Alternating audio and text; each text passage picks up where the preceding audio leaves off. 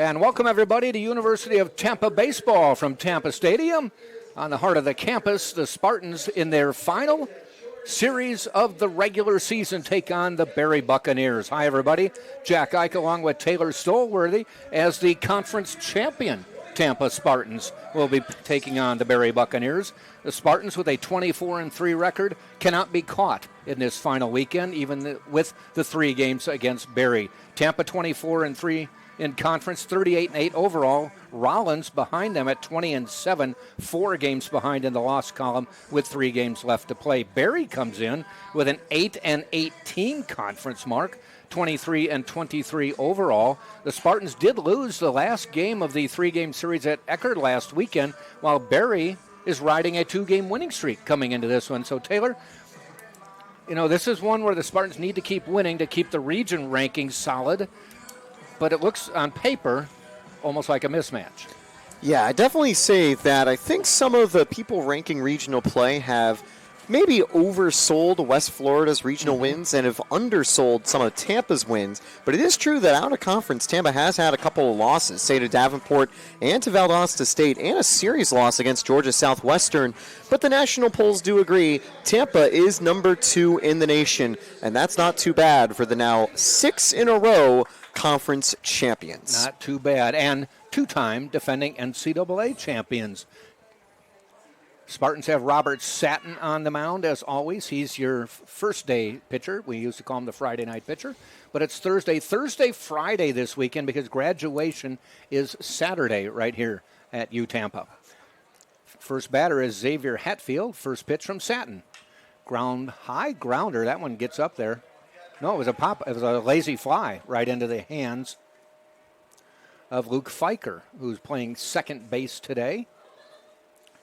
Braden Woodburn, normally your second baseman, is in right field. Defensively for the Spartans, Satin on the mound. Joander Irigoyen is behind the plate. And we'll get you the rest of them after we get through the next batter. Jalen Smith coming to the plate for... I should take that back. Lee Anthony Santiago coming to the plate. 303 batting average. Bats right. Berry has 3 lefties in the order. The first one was Hatfield, who swung at the first pitch. That one's just outside.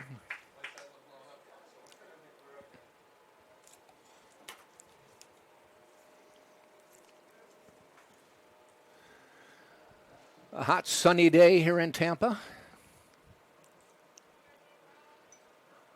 Wispy clouds, and that's about it. Swing and a miss. Yeah, we had some rain showers last weekend. It actually pushed up the softball series and lacrosse series. Some pretty fun matchups over at the fields. But we've got some nice clear skies and no weather concerns for baseball. That one's fouled out of play. I'm in Palm Harbor. We desperately wanted the rain. We saw a whole bunch moving in, and most of it was north of us. We got about an hour of kind of a rain. We did a little bit better down on the coast. My family over by St. Pete, right on the beach. So we had some showers. Nothing too crazy, but pretty good. North of us in like Pasco, pretty heavy downpours. And they were actually talking. They had some tornado warnings. Yeah, we had a tornado watch on the coastline. Nothing too crazy, but I think further inland definitely were. It was part of the big storm cell system that had been moving across the middle of the states. Swing and a miss, and Satin picks up his first strikeout and the second out of the inning. Game time temperature is 86 degrees. It is sunny out, and wind is out of the west, going west to east at a pretty brisk 10 miles an hour. Definitely can see how that might affect some balls in play today, so keep an eye out for that. Maybe having Woodburn's speed in right field isn't too bad in that case. Maybe that may have played into the decision. Jalen Smith fouls it back. It's been a big year for Smith at the plate. He is the top hitter on this Bucs offense, just a tad under 350 on the season, and he's also taken opponents deep 12 times this year. That's more than any Spartan has done at the plate this year. 0-1, 0-2. Satin put that one outside. Smith went after it. That is the 5th whiff of the inning for Satin. He picked up 3 against Santiago and now 2 against Jalen Smith. I don't think there's a relation to Will Smith.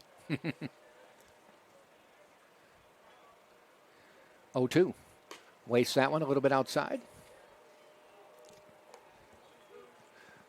Satin comes in with a 10-2 record, 86 innings pitched, 71 hits, 20 runs, 17 of them earned. That's not a lot of runs when you factor that in. 1.78 ERA. Swing and a miss. He picks up 2 Ks in the inning, and the Buccaneers go down 1-2-3. Spartans will be coming to the plate. And we'll be right back.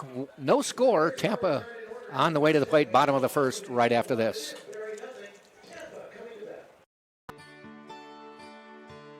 This is the University of Tampa.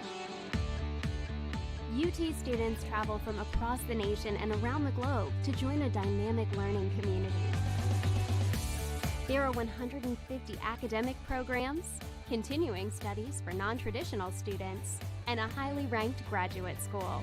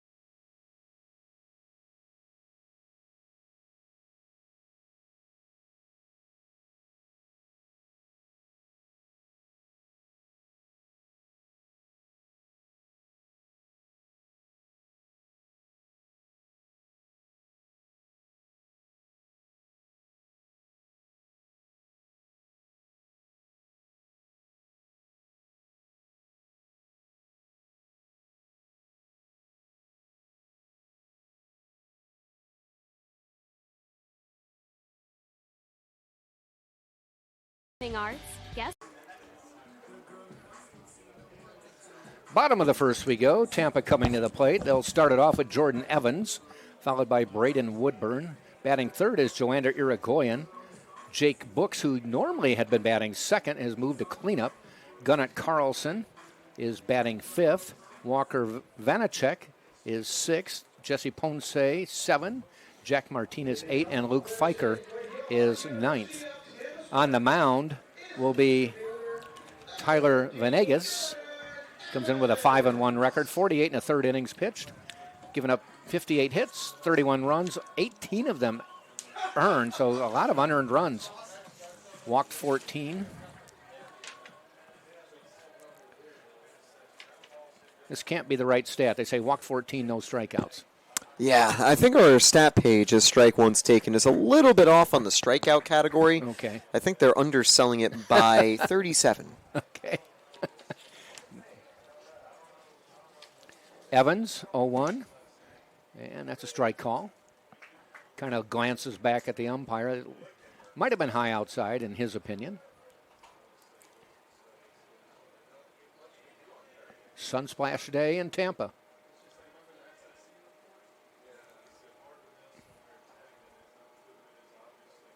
Ball outside. Definitely keep an eye on the shadows for the field. You know, we're kind of like a broken record, bringing it up every single game. Yeah, but especially it's this stage of the season, Yeah. it's going to really be impactful for the defense and pitchers in just a couple innings' time. Swing and a miss, though. He goes down swinging. What you can see with the shadows right now is you can see home plate and going about halfway to the pitcher's mound in shade. If you look right behind the plate where the umpire is standing, there's sun again. And then the Spartan logo behind home plate is in the shadows. The shadows will work their way out toward the mound and eventually to the outfield. And what happens is at some point, when the catcher throws the ball back to the pitcher, he'll throw it right into the sun, and pitchers have had to duck out of the way. And we've actually seen it in inopportune times where there's a man on base, and the pitcher has to bail out, and the runner's advanced. I know Alex Caney was the victim of a pretty bad inning against Barrie a few years back with the shadows in play. One of the few Spartan arms to recently go to the D1 ranks. Yeah. He was with the Ole Miss bullpen last year. Okay. This year, Eli Thurman has been the most used guy for the Fighting Irish. Wow.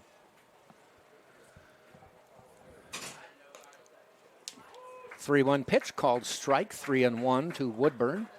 362 on the year. Matter of fact, he and Evans both came in at 362. And he walked him in 5 pitches, so he will head to first base. Great discipline there out of Woodburn. And I have a feeling they might try to get him in motion. He and Evans doing a good job on the base paths this year. 21 steals for Evans, 18 for Woodburn. They've also each been caught 5 times. Joander Irigoyen, the catcher, coming to the plate. He had been batting cleanup for the last couple weekends. Moves up to third. He's bounced around in a couple spots, but always in the top 4.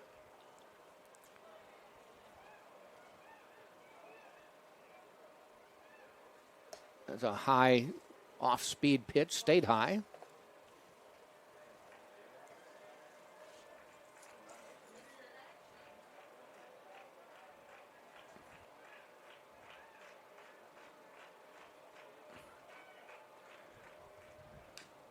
Tap foul.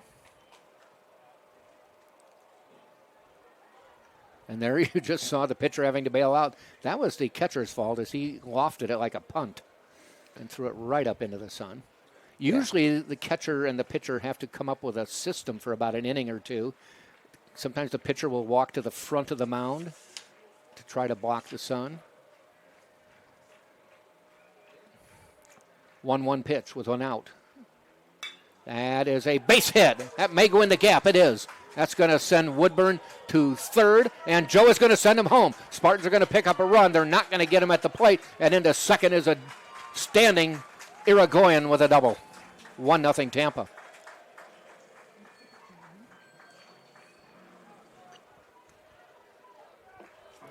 That was solidly hit.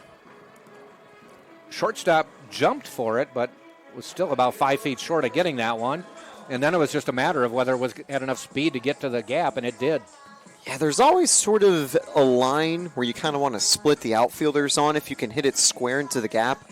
And I think Irigoyen did exactly that. I don't think he could have hit it any more to the left or right and then had as comfortable of an RBI on that play because it took a while for Hatfield to get to the wall. Yep. So, it's not the world's hardest line drive. It only cleared Dyson by just maybe a couple of feet, but it was a cleanly and perfectly placed line drive.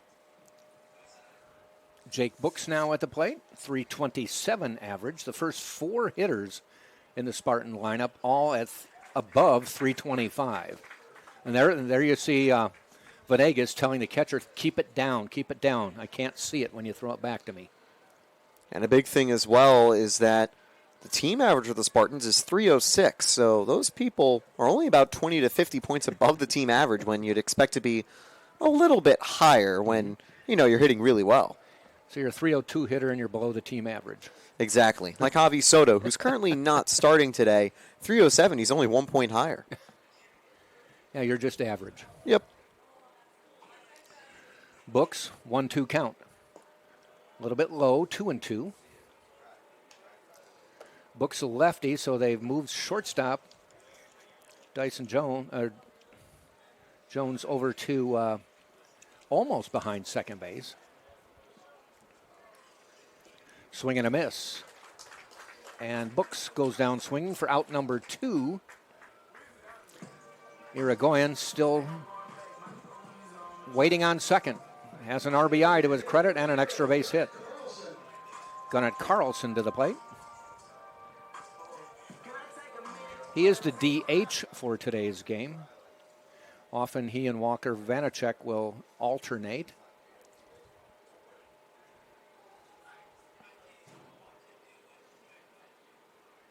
Ball outside.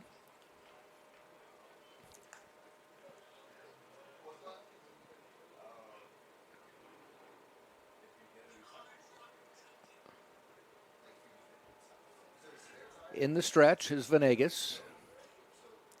Swing and a miss. Might have tipped it, but strike 1.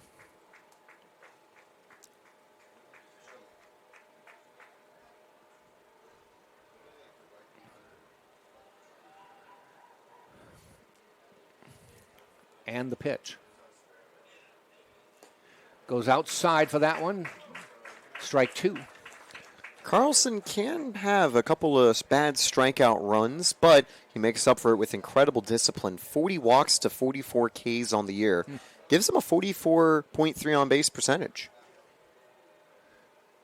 Came into this game with a 286 average. 1-2 with 2 outs. And they chase Irigoyen back. Get a fresh 20. Carlson's 40 walks leads the Spartans. Book's behind by 2, but he is closing the gap.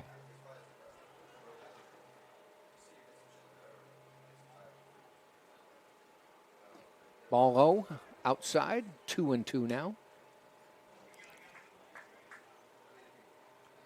The most free bases on the year, however, goes to Braden Woodburn. 33 walks, 34 if you count today, and 15 hit by pitches. So that's 49 free bases. Wow.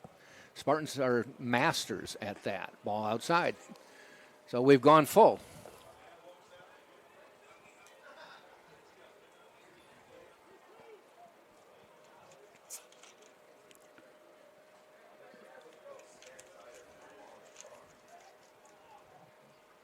Popped it up. That may be playable. Third base coming in. Catcher there. Throws the mask away.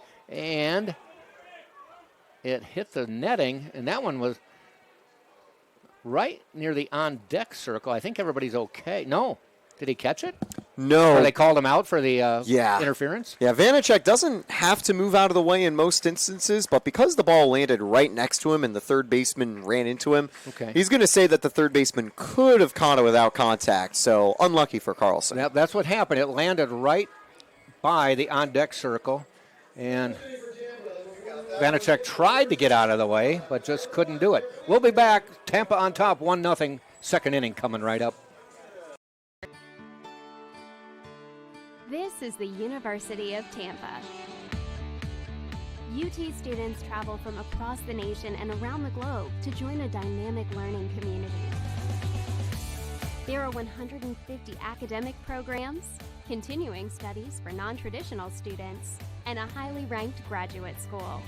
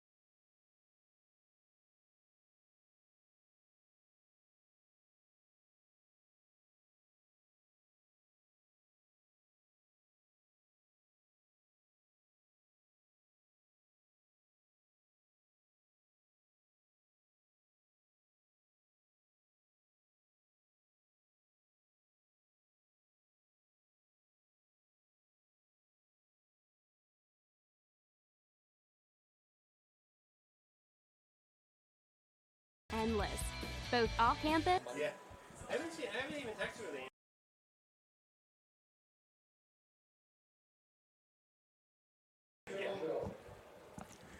We head to the top of the second inning. Tampa on top 1-0. Anthony Trolongo coming in with a .329 batting average. Satin 1-2-3 in the first inning. Got 2 Ks on the last 2 batters. First pitch. A little bit high, ball 1.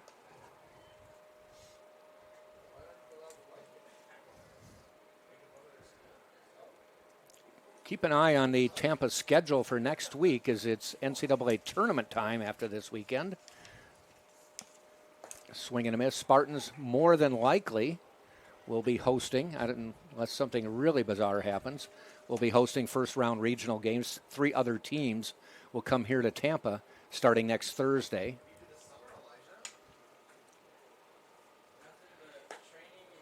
It used to be just a wild, crazy mess a few years ago. 8 teams make the region from the south. And it used to be all 8 teams would converge on one stadium for a weekend. And it was a double elimination tournament, so it was just an absolute mess. And then you'd get rainouts, and that would move it back.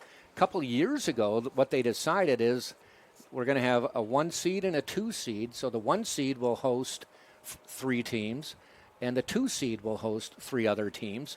And after that first weekend, the winners of the 2 regions will meet. That one is in the gap. Not going to get to the wall. Cut off by Jordan Evans and a base hit. First batter of the inning. So it's much more manageable regional play. Definitely makes it a little bit easier, but it's still a pretty active weekend. You might be playing up to 4 times, depending on how results go. Tampa have actually played 4 times the last 2 seasons, I believe, taking an early regional loss, going up through the losers bracket, and then coming out of regional play to the super regional. Luca Mendez at the plate, 242 on the year.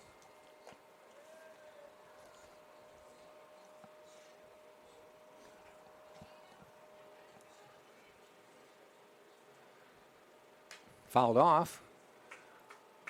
0-2 now.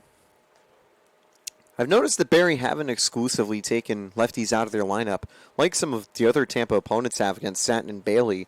If you're a good lefty bat, you are going to get the start here against Satin. I like that mentality, even though they're at a disadvantage. 3 in the lineup. Tapped foul.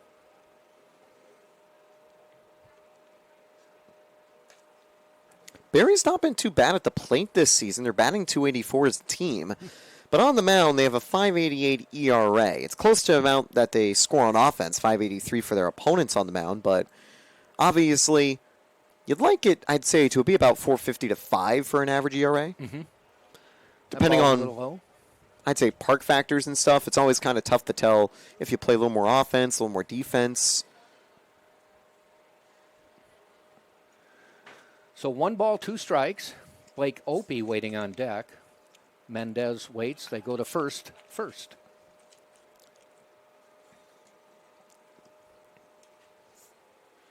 Vanacek at first. Luke Fiker at second. Jack Martinez at third. Jesse Ponce at short. Jake Books, Jordan Evans, Braden Woodburn left, center, right. Straight away right now, the 1-2 pitch. Fouled off. I like what Mendez has been able to do, keep this at bat going. For the season, he's had a handful of strikeouts, but he's getting on base at a pretty good clip, 404 on the year. 19 Ks to 17 walks. Okay. He's only done that in 22 games played.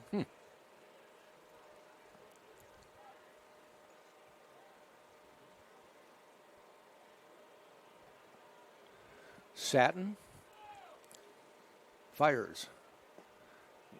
A little bit low.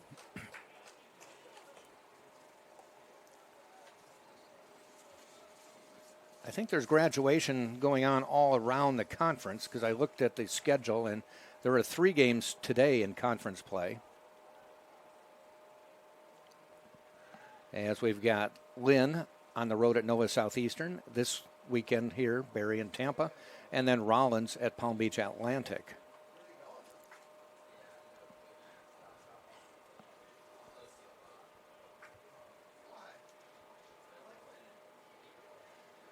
Satin again fires. Fouled off again. Mendez waiting for that just right pitch. Normally, the conference standings kind of good to look at, but for Tampa and Barry, they can't improve their positions too much, and that is unfortunate for the Bucks, who are most likely going to be out of postseason play. But for the Spartans, they've got the conference under lock and key. There's one blooped, short left field, falls in. And quickly getting over to cover third is Robert Satin. I tell you, that was a seeing eye blooper. That was almost a Bermuda Triangle type ball because it fell right between 3 converging fielders. Really good job by the fielders, even though they couldn't make the catch. One of them's behind it, 2 of them are in front of it, so whichever way it bounces, someone picks it up. And even though you could tell Trelongo he wanted to keep running, he had to wait for it to drop. And by the time he could have started going to third, Satin would have been there to get a throw in. Yeah, give Satin credit for knowing to get over to third base. Exactly. It's a play sometimes you might fall asleep on as a pitcher, so good job to stay focused. Bad for Satin to give up 2 runners, of course. I've actually seen videos where a guy will notice nobody's covering third and just head over there. Even at the major league level, it'll happen. Yeah.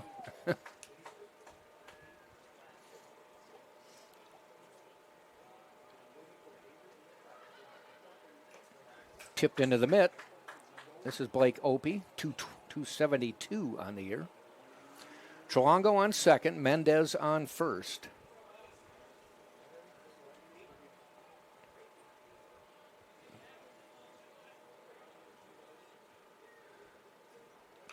Fouled back. 0-2. Sattin's throwing strikes. Mendez fouled off a bunch and then blooped a single.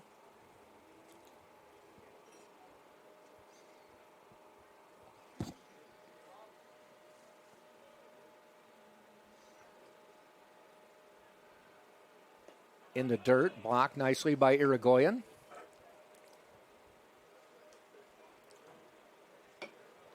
Got to give credit to Barry. Outside of the first inning, they've done very nicely with the plate discipline. Trelongo was able to get his hit after going up 3-1 on Satin, a count you rarely get against Satin. Mm-hmm. And then Mendez, like you mentioned, he fouled off 4 to 5 pitches to keep the at-bat going. Popped up. That should be playable. Fiker drifting back. Vanacek drifts. Still drifting. Makes the catch. Had to lunge to his right at the last second, but he did pull it in. I think that's in the range of an infield fly rule ball as well, Probably. Given the runners on first and second, because if it did drop, you would have had a pretty easy toss to second for a force and then maybe a toss to third. Yeah, that's not really what you want to set up a base runner to have to decide. That's why that rule exists, because otherwise it would be more actively used in a spot like that. Ball outside. This is Aiden Hefner. 333 on the year.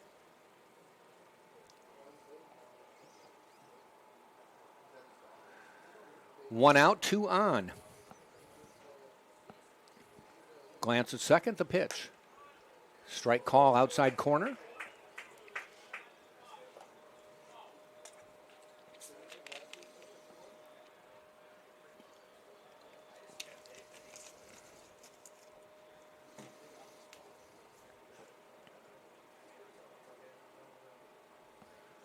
Well, they started to go, came back, but he calls a strike anyway. So 1 ball, 2 strikes.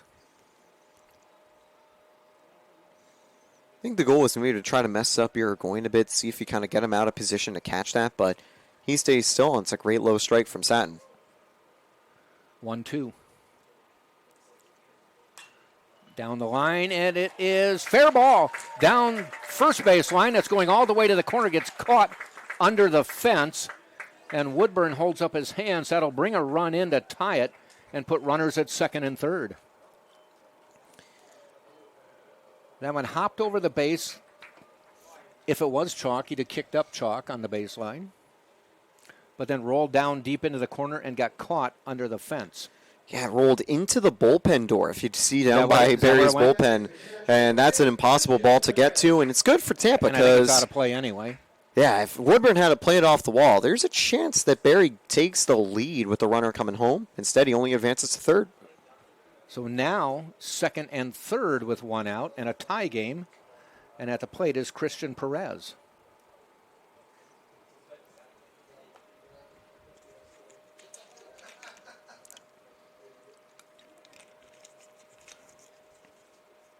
Fouled back, headed toward the Spartan dugout. I think they scattered a few players.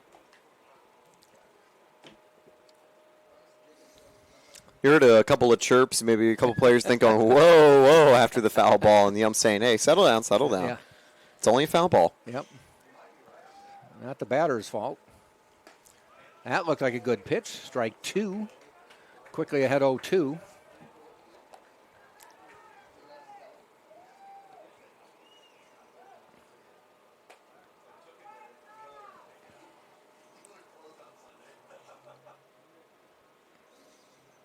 Ball outside.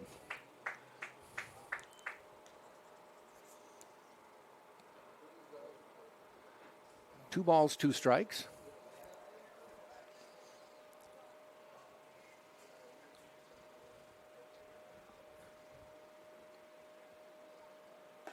That looked like a good pitch. He does get the call. Almost a slow motion call for strike 3, but I think everybody in the house knew it. So 2 down and 2 on. And number 2 coming to the plate, Dyson Joseph. It's got to feel good for Satin, He has not been able to get those strikeouts this frame to start. Gave up two-strike singles and, one double. Good to get him looking that time. Now they must think Joseph might lay one down because they're playing in at the corners. Normally you wouldn't with 2 outs. But that might be part of his game. And he swings away and fouls it off. Big thing for Satin here is to not give Joseph anything clean. You need him to hit it weakly on the ground for one of the fielders to pick up. And now if there's a strike, you'll notice they're kind of giving more space. Up, yeah. But they want to be ready just in case, because weirdly enough, you don't have any force outs anywhere. So it's hard to get the out on a bunt-in play. Yep.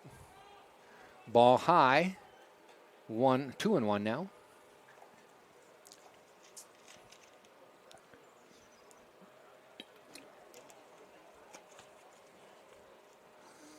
Joseph only brings in a 237 average. 2-1 from Satin. Swing and a miss, 2-2. All right, bunt is off. Everybody goes back. If you're down by a couple runs, maybe a gamble here because, worst case, you're still trailing, but it's a tie game. You don't want to give them a free bunt out. And he does bloop one. That's going to fall in and bring a couple runs in. Barry is going to take a 3-1 lead as Joseph with a 2-strike single. So that's the 3rd hit off of Satin this inning.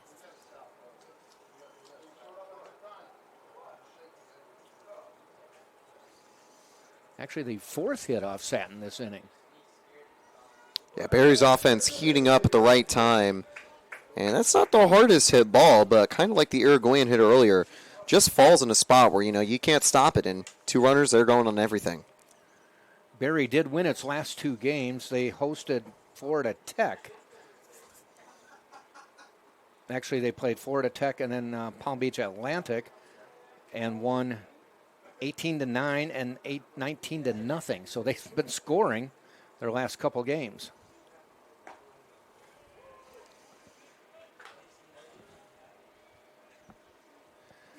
I think the Palm Beach Atlantic game played just 2 days ago was probably a rainout makeup. And looks like Palm Beach Atlantic did not come ready to play.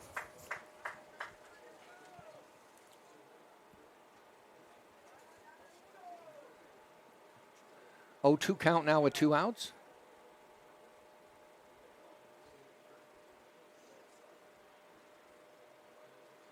There goes Joseph. Ball hit into the gap, and that may, if it not going to get in the gap, but Joseph's going to head to third, and we'll have runners at the corners with 2 outs, and that's the 5th hit off Satin this inning. I wonder if Sam comes out here just to check on Satin. How did you know that? Just call it a hunch. But you definitely want to see how he's feeling because, it's tough. 2 outs back-to-back, 2 times getting to 2 strikes. Mm-hmm. But Barry just doing a good job putting the ball in play. Yeah. The one thing Satin does do is he throws a lot of strikes. And Barry has decided we're going to be aggressive and be swinging. Might be location, maybe. So Sam Militello, longtime pitching coach. By the way, speaking of long time, Joe Urso last weekend, his 1,100th career victory. Oof. At Eckerd, picked up the win. We were here when he won his 1,000th. It doesn't seem like they've won 100. I thought it was like last season, it seemed like. It was pretty close to last season, but, Tampa's coming off of 2 40-plus wins seasons in a row. They're 38-8 this year, so those last 100 wins did come in the blink of an eye. Yeah. Pearson, the next 100. So that last win was not only 1,100, but that one wrapped up the conference championship.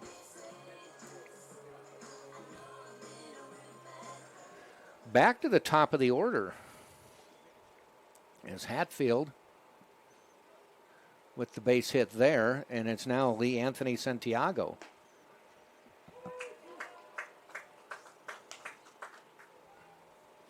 You can see the shadows now made its way to the pitcher's mound.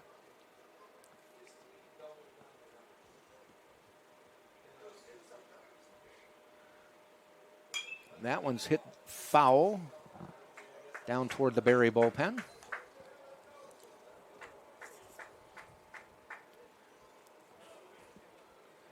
So an 0-2 count.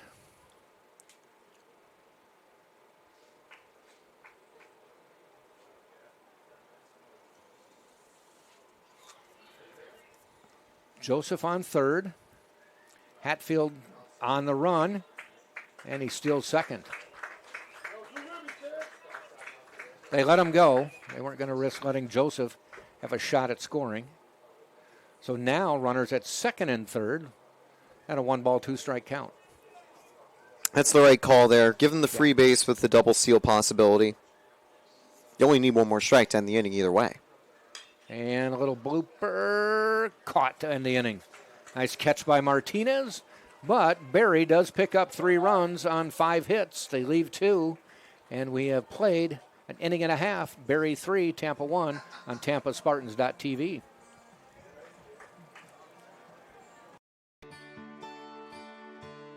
This is the University of Tampa. UT students travel from across the nation and around the globe to join a dynamic learning community. There are 150 academic programs, continuing studies for non-traditional students, and a highly ranked graduate school.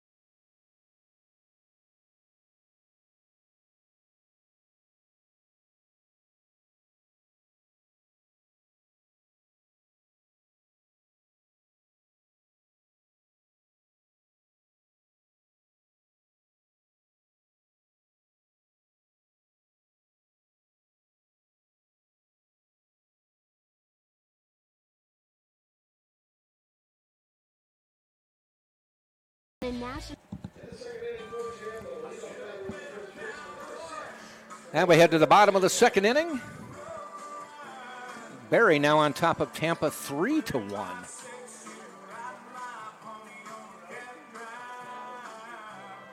Leading off for Tampa will be Walker Vanacek. 256 on the year. Pitch from Venegas is a strike call. It's a good spot for Venegas to be in. He's only had 3 starts this year, but he's been pretty good in a multi-inning role this season. It's why he's kind of become the ace, a 3.17 ERA, and currently in line maybe for a 6th win. But obviously the tough part, keeping Tampa to under 3 runs the rest of the way. Ball low. Umpires for today's game. Behind the plate is Ivan Mercado.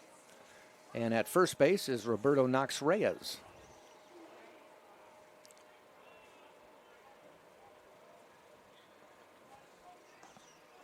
Swing and a miss. 2 balls, 1 strike.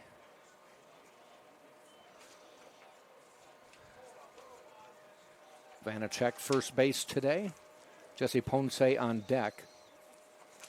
That one's hit out into center field, going back. Now really going back, and he's not going to catch up to it. That's going to one-hop over the wall, and that'll be a stand-up double for Vanacek.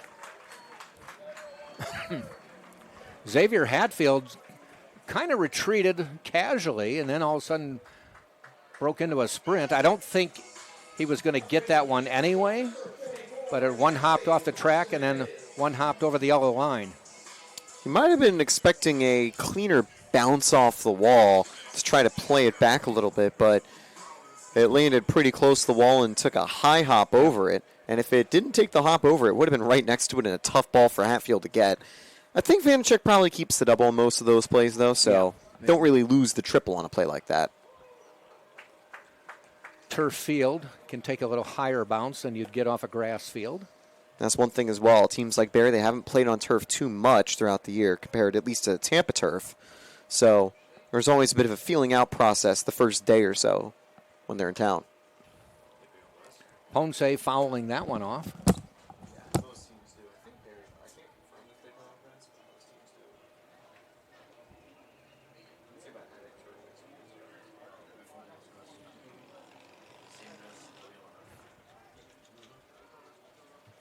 Venegas glances back at Vanacek and fires. Ponce kind of bloops at that one, but falling right into the mitt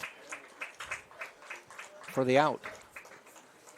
Kind of a half-hearted swing. I thought maybe it was going to fall quickly, but it stayed up long enough for Hefner to make the catch. I think the wind maybe could be blowing out a little more that way, where it Yeah. puts air under the balls to left and air down on the balls going to right. Thinking about where some of the bloopers have been dropping for Barry in the previous inning. Are you a meteorologist? No, No? Okay. but, living in Florida, you get a feel for the weather. Foul back? I can do what a lot of kids say and smell the rain. Yeah, oh, definitely.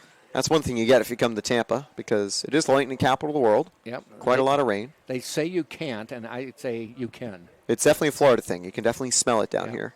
It's got a distinct one. Yep. Kind of like oceany almost. Yep. 0-1 pitch. Foul down the line, 0-2. Jack Martinez, third baseman at the plate. Number 8 hitter in the order for Tampa.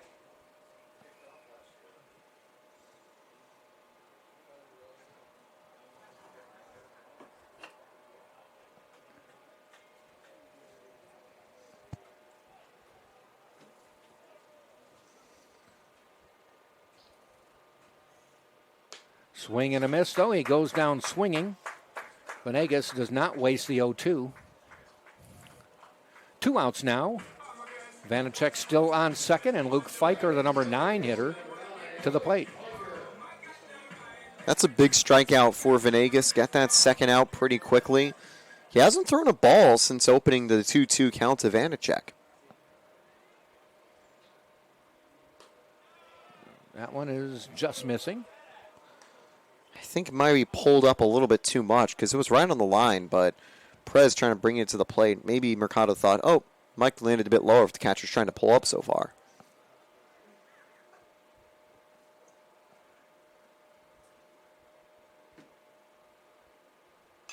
Down the line, but foul. 1 ball, 1 strike.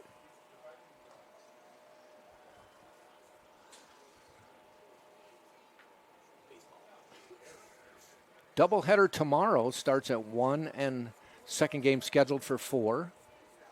And that'll be the end of the regular season.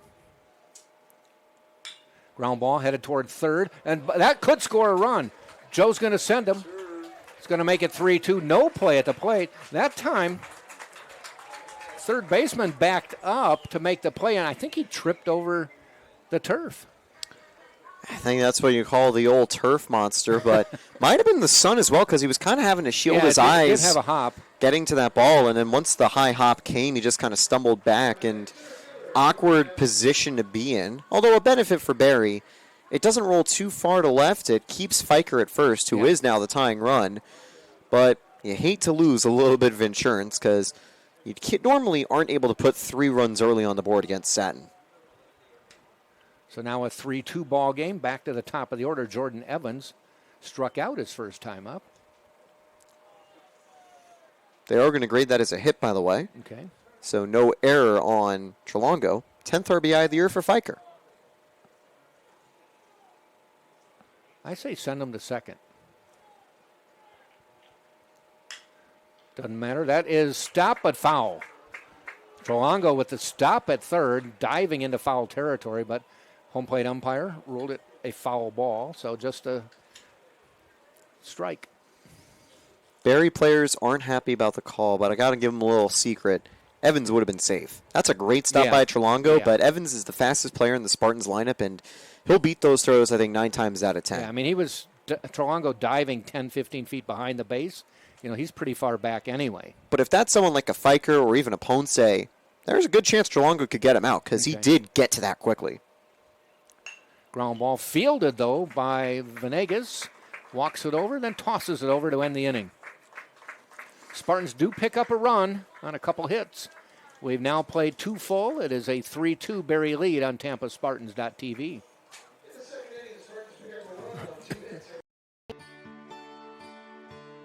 This is the University of Tampa. UT students travel from across the nation and around the globe to join a dynamic learning community.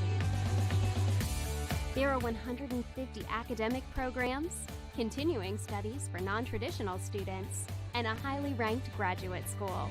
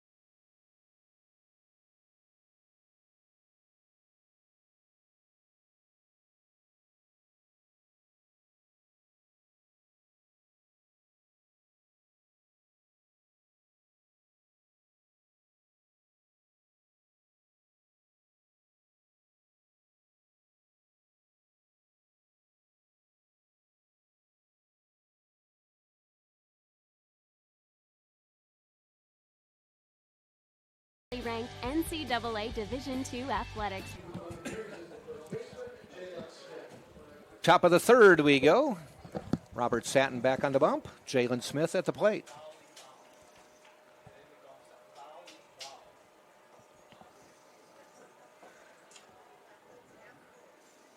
Smith struck out his first time up, fouls that one off. Sands picked up 3 Ks. He's also had 9 whiffs so far today on his offerings. Had 6 back in the first inning, but a little bit less in the second, and also came with 30 other pitches. Yeah.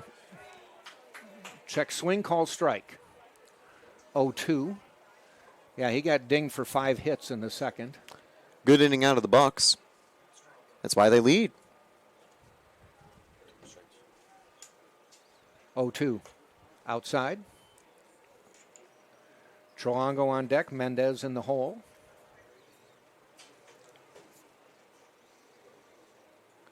And Trelongo started the hit parade.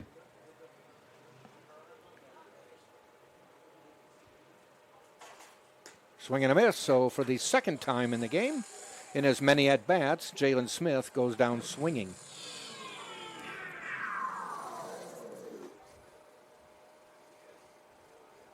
Brings Trelongo to the plate. As you said, started things out with a double last inning, or a base hit last inning.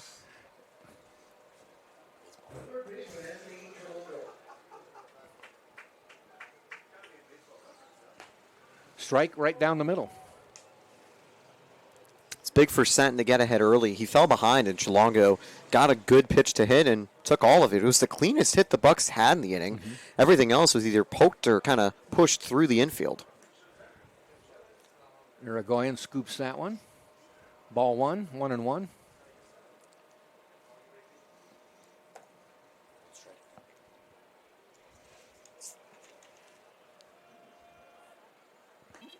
Down the middle, strike 2. You notice Satin out of the stretch all the time. Very common these days. The theory is you only have to learn one move. Perfect that, the pitch. Just outside.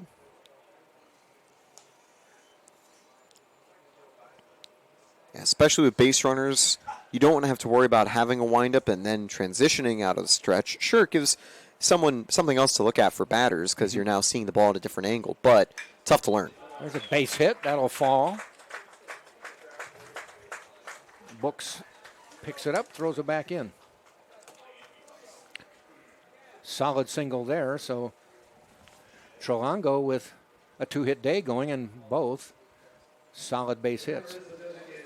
And Sad started the season invincible on the mound for the Spartans. He was carrying a sub-1 ERA through majority of his early games, but down the stretch, he's given up a couple of runs, but he's never really been chased out of the game. He's been able to bounce back after conceding a few runs in a couple of big innings, just like the second. It's happened once or twice on some Tampa road trips. But I have confidence that Satin can bounce back, and I think what he'd love to get right here, weak grounder, and see if Ponce, Fiker, even Martinez could turn a double play. So 1 out, 1 on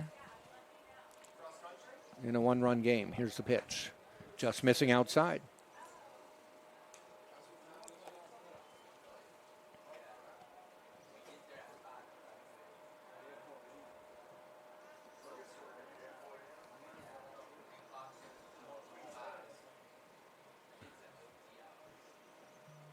And again, pretty close, but no call. 2-0 now.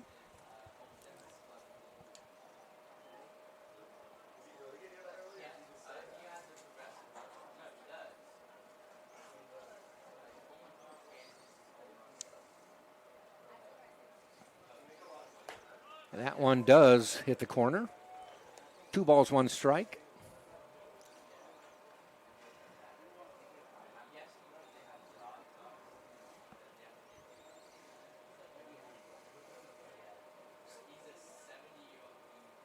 Ground ball heading out to second. Fiker, chance to turn 2. There's 1, the relay. In time, double play, out of the inning.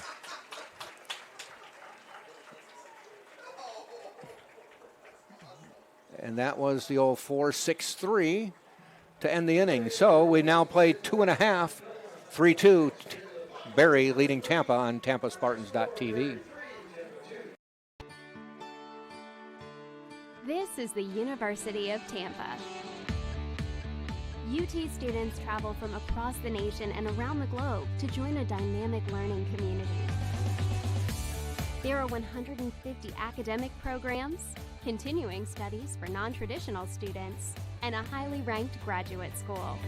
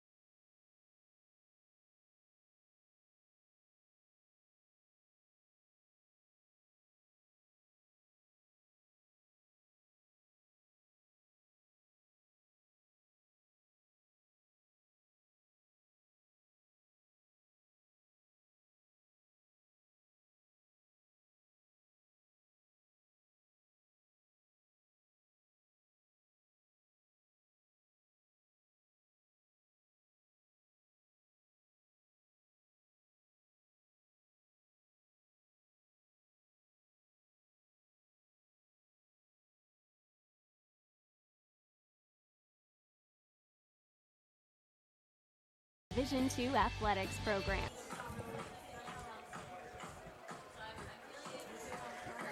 Bottom of the third we go.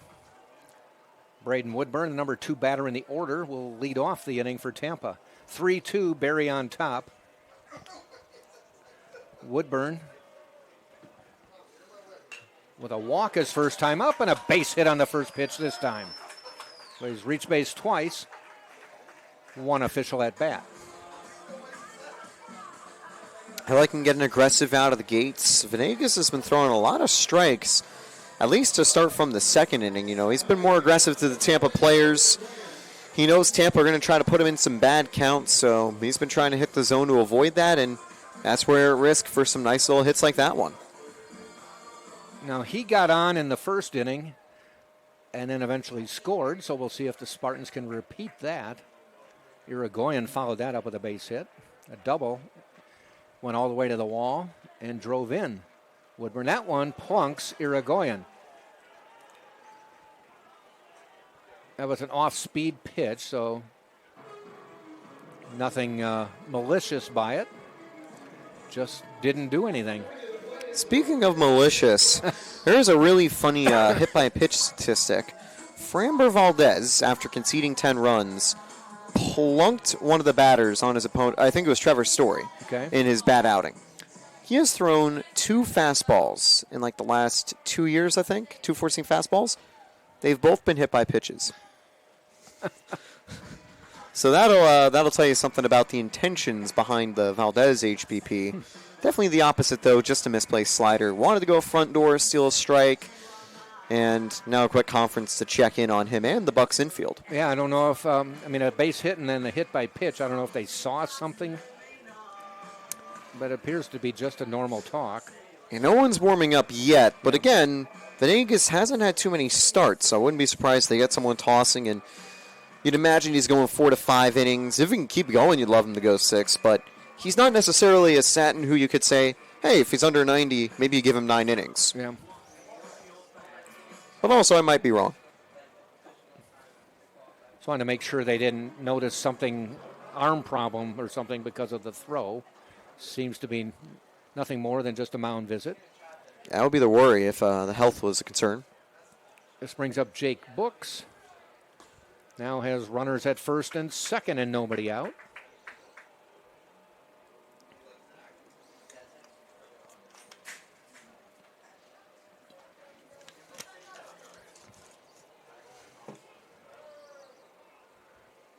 Ground ball, first base, foul.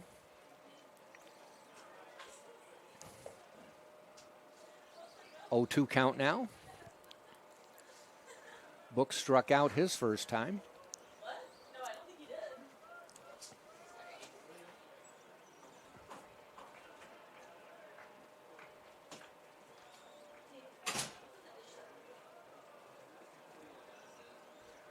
Venegas with a long look. Oh, ooh. That time Perez held the pitch for a while, but could not change the call or influence the call. And it's 1-2.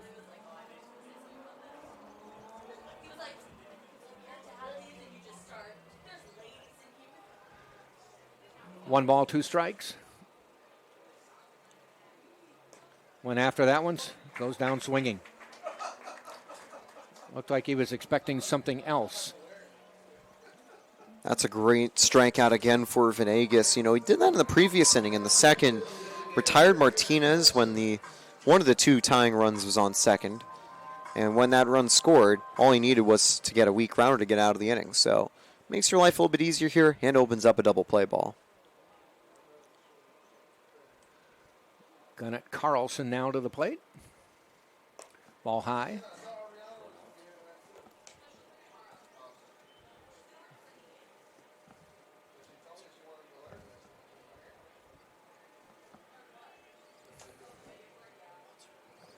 Base hit could bring in a run. Here's the pitch. Carlson looks at it, does not swing, called strike. Had a full count last time, something Carlson definitely likes to do. You know, brings the count pretty deep, even if it's an out, relatively productive one for the pitch count.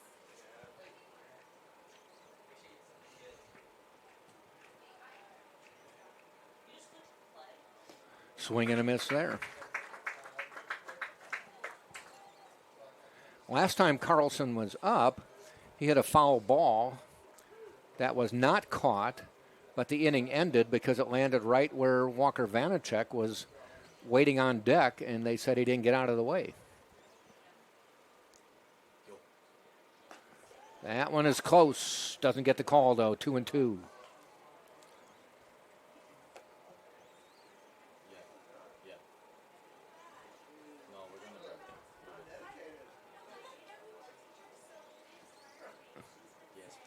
Two pitch, 1 out, 2 men on. Venegas sets, fires. Fouled off.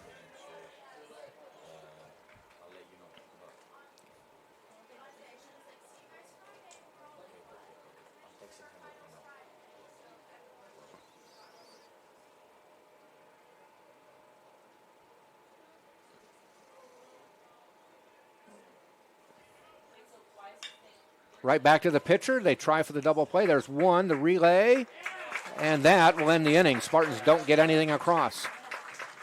So both teams take advantage of the double play ball to get out of an inning. We played 3 full. It's still 3-2 Berry on top. We'll be right back on TampaSpartans.tv. This is the University of Tampa. UT students travel from across the nation and around the globe to join a dynamic learning community. There are 150 academic programs, continuing studies for non-traditional students, and a highly ranked graduate school.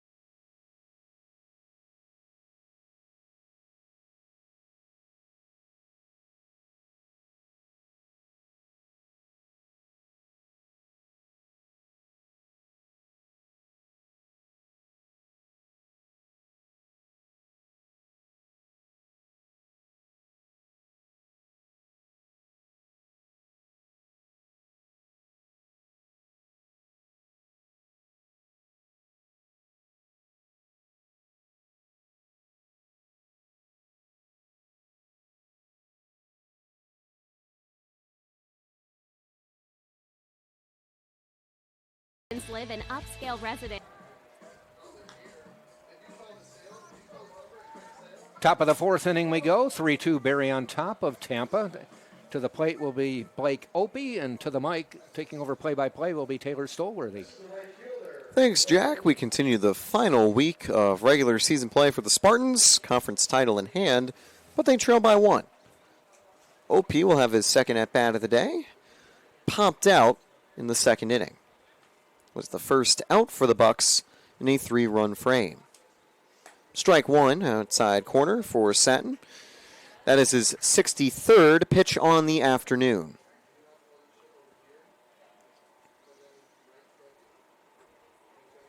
Hefner and Perez also due up, as that one misses 1-1.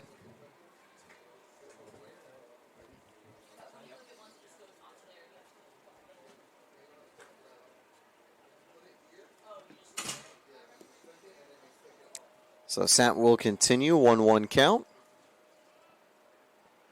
Swing and a miss. Gets him chasing a low changeup.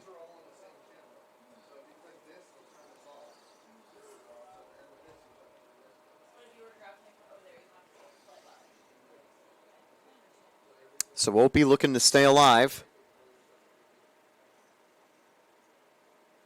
And that one's taken in the dirt, 2-2.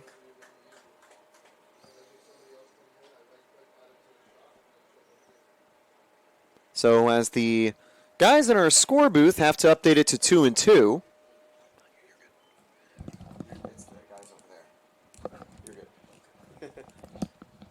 Here's the 2-2.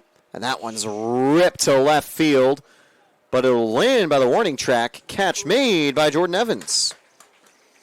Good hustle for Evans, 1 away.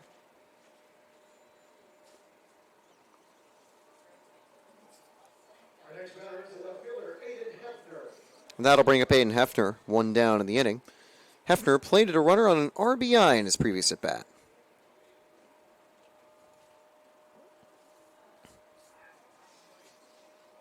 It was his 9th of the season. Swing and a miss, strike 1.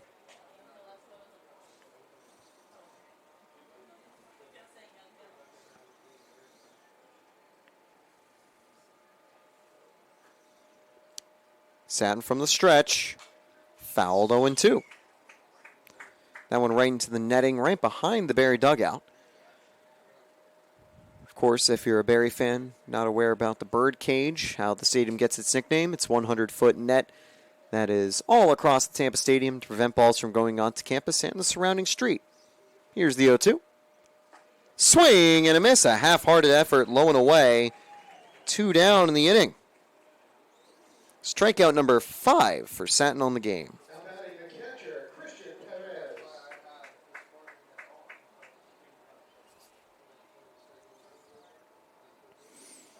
That'll bring up Christian Perez.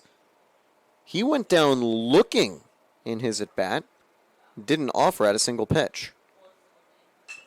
This one will be offered at to short. Ponce is there, and it's a 1-2-3 inning for Robert Satin. So since the 3 runs were given up, he's given up just 1 base runner and faced the minimum thanks to a double play. Tampa still trails, but they've got 6, 7, and 8 due up when we come back in the bottom of the 4th. The Bucks hold on to the advantage. This is the University of Tampa. UT students travel from across the nation and around the globe to join a dynamic learning community. There are 150 academic programs, continuing studies for non-traditional students, and a highly ranked graduate school.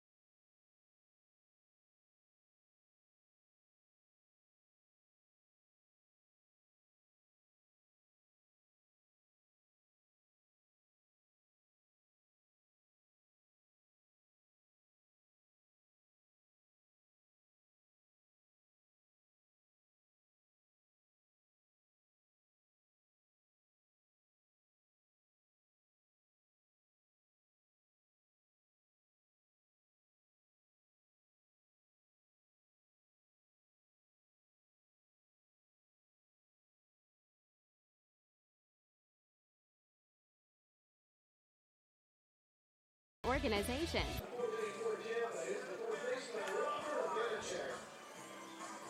So, leading off the bottom of the 4th will be Walker Vanacek. Welcome back to the University of Tampa baseball field for some more Spartans baseball. Tampa winning their 6th consecutive SSC championship.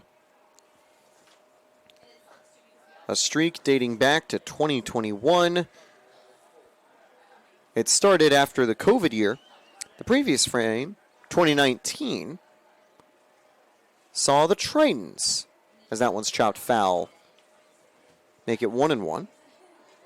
2019 saw the Tritons win the conference, and Tampa rattle off wins from 2016 to 2018 in conference play.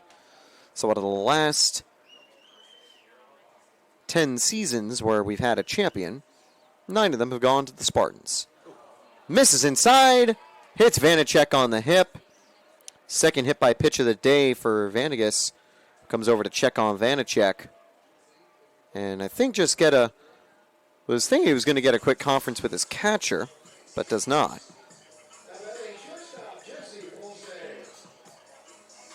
That'll bring up Jesse Ponce, 1 on, no one out. That run is the tying run for the Spartans.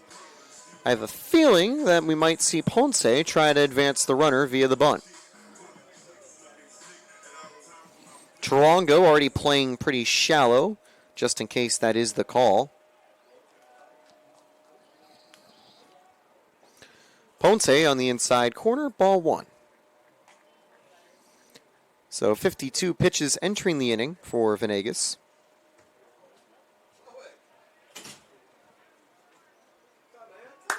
In a bit of a better spot in terms of the pitch count. Then Satin as Ponce actually swings away. That might get the infield playing a bit deeper. Looks like he won't be going for a sac bunt after all.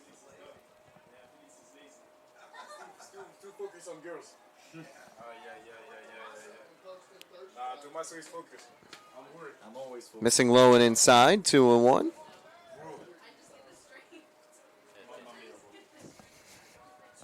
Oh, you're at 37-14 for the strikeout to walk ratio on the year for Venegas. And he's kept up a similar rate today, as that one's going to be chopped over the head of the third baseman. And ranging all the way back to get it is Joseph. He doesn't have an out, though, so he'll just eat it for a single.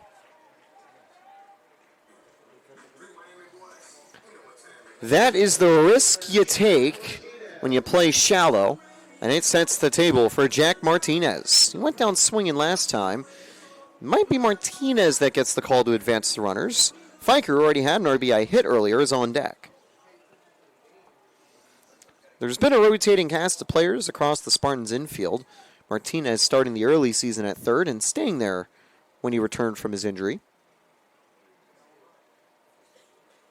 First pitch, he'll square, and stepping off the mound is Venegas. That was close to a balk, though, so he's got to be careful if he steps off early like that. But now we saw Martinez flash bunt, so you get the feeling that now the infield's going to be a little more ready to get on top of it. Outside ball one.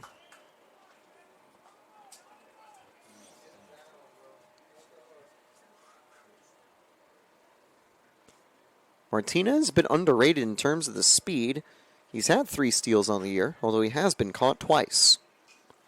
That one's bunted backwards, 1-1.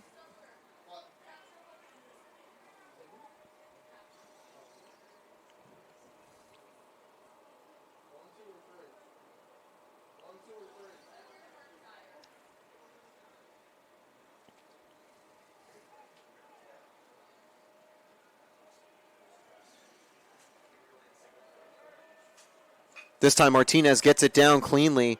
They won't have the out at third. They'll just take the out at first. Successful sacrifice to bring up Luke Fiker.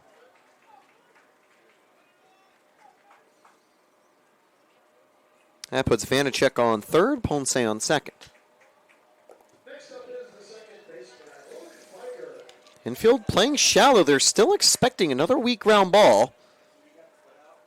I don't think Coach Urso would look for a squeeze on the play. That's a nice curveball, strike one. And we'll put Venegas ahead. He hasn't gone to the curveball too often. I like it in this spot here to try to mix things up. Goes back to it, and it hits the high part of the zone. And Fiker with a visibly frustrated turn away from the plate. Can't blame him, but you can't fight City Hall either. That's going to go your way. And even if he wants to challenge it with the auto ball strike system, you can only do that in the SEC starting next year at the college level.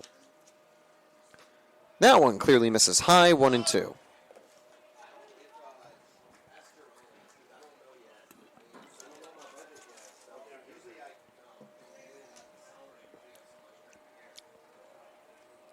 Fiker transferred out of Hillsborough Community College last year.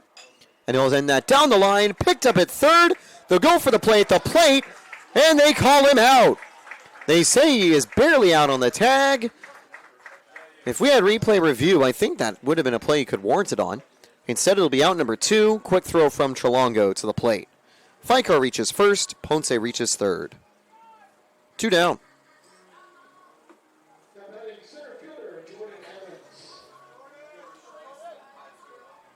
Great diving grab, second time of the game that it's been done by Trelongo. And now it's 2 outs for Jordan Evans, top of the Spartans order.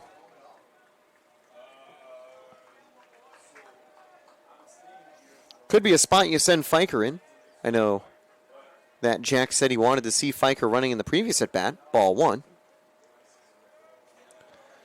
And obviously here with the double steal opportunity, it's a bit more of an advantageous spot. The shadows also converging deeper on the infield, so a little harder for the infielders to track the ball. 2 outs, 2 on. That one's going to miss high again, Evans. Bottom of the 4th here at the University of Tampa. Evans is hitting .362 on the season. 43 RBIs. He is second in RBIs for the lineup behind Irigoyen. Irigoyen's already made his tally, 52. Just outside and hits the corner. 2-1. So 2 balls and a strike here, or it might be actually 1-2. Must have been a very delayed call if it's actually 1-2. I think they actually are correcting it on the stats screen now. Now it's 2-2.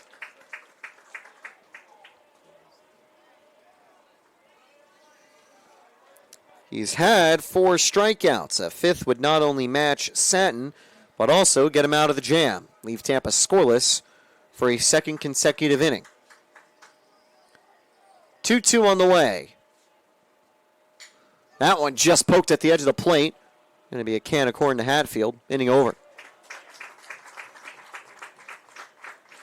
So a quick finale after a bit of a hectic frame for Venegas. Tampa still trails 3-2. They are getting runners aboard. But the ace of the Bucks escapes again. This is the University of Tampa. UT students travel from across the nation and around the globe to join a dynamic learning community. There are 150 academic programs, continuing studies for non-traditional students, and a highly ranked graduate school.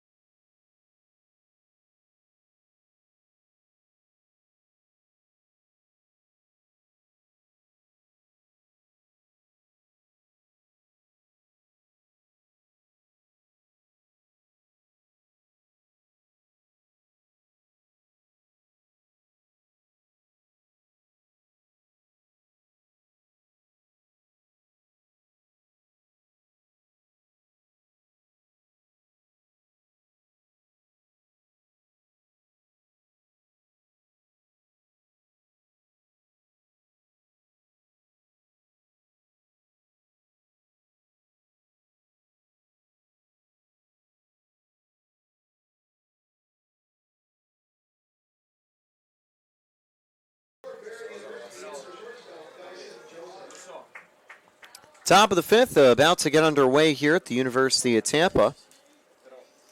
3-2 for the Berry Bucks.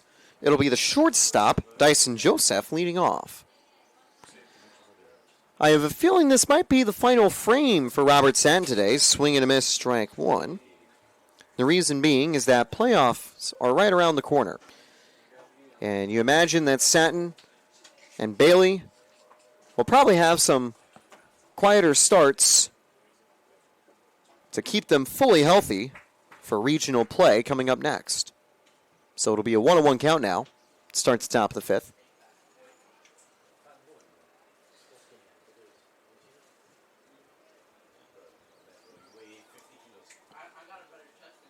And that one missing inside, causing Joseph to lunge out of the way. 2-1.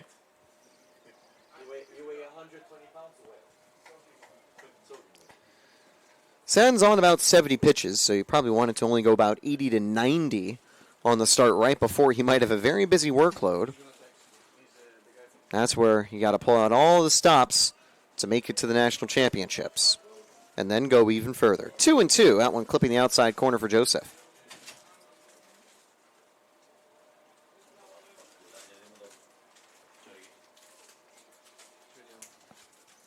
Swing and a miss outside. Strike 3.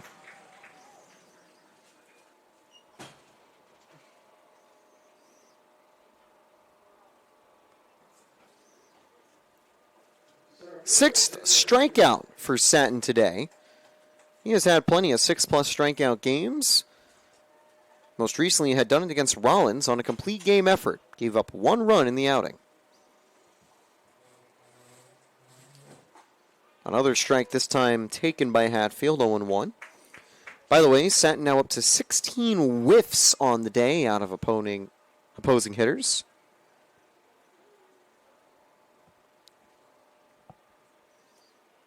That one's lined up the middle. Picked up by Ponce. But safe. Great hustle from Hatfield to beat the throw.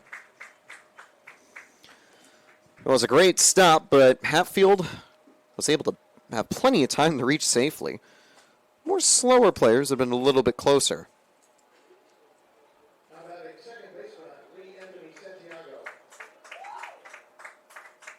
So 1 on for Santiago. We'll have to keep an eye on Hatfield, see if he's moving for a steal. On the year, he's had 19.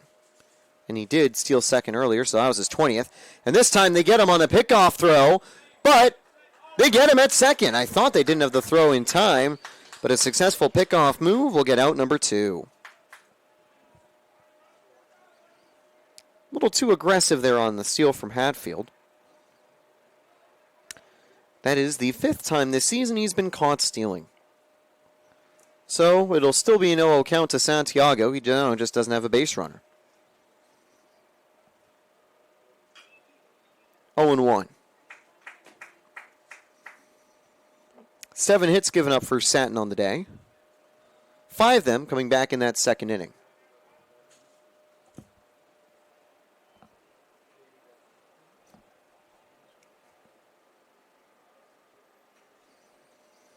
That one's going to miss slow, 1-1. 5 hits for the Spartans on offense. Unlike the Bucks, Tampa has had hits in each of their 4 innings played. For the Bucks, out of the 5 innings they've had 3 innings with hits. But that will not add to the tally. Good throw from Martinez and a good catch by Vanacek to retire the side. Another strikeout for Sen. Another hit, but another runner retired thanks to good fielding. He faces the minimum to complete 5 frames. We'll see if he goes for the quality start or if he gets a little bit of early rest leading to regional play.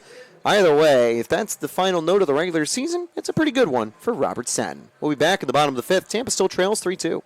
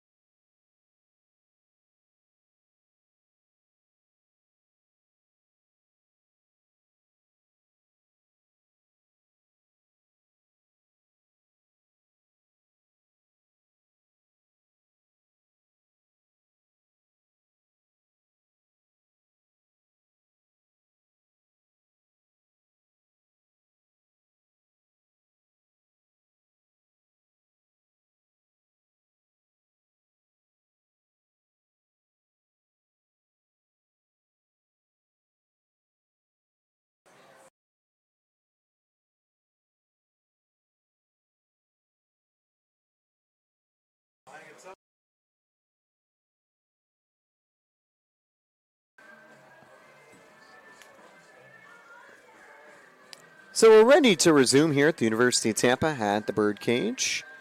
A beautiful afternoon leading into the evening. Thursday night baseball instead of Friday night baseball. Well, Tampa's got to get used to playing on Thursdays. That is when regional play will be starting next week. And barring disaster on Selection Sunday, regional play will be coming to town for another straight year. Tampa will either be 1 or 2 in the region. The Argonauts out of West Florida also in the hunt for first place in the most recent NCBWA polls, which was actually conducted and concluded yesterday. Tampa was second in the nation and first, receiving 7 out of 8 first-place votes in the region.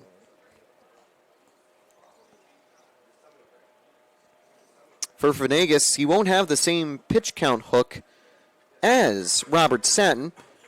Barry do not have regional play most likely to worry about coming up. Even though they are a solid team in the region, they aren't receiving votes and aren't in the top 10.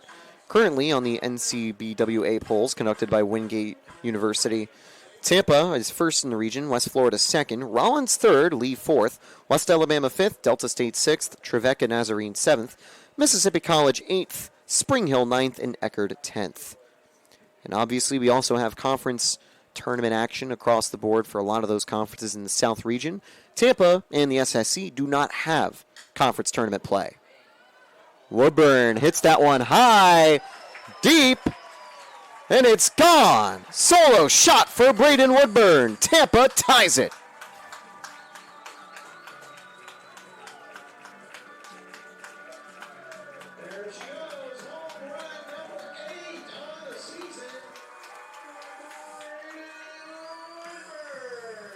Number 8 for Braden Woodburn, and we're all tied to the birdcage. You figured he was due for a big shot like that, and he'll level the score.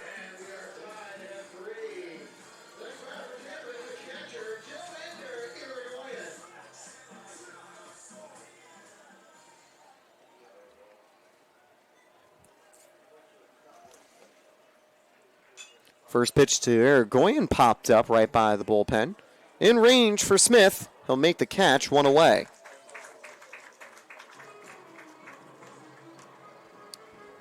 That is great news, though, for the Spartans. Able to tie the game to start the 5th.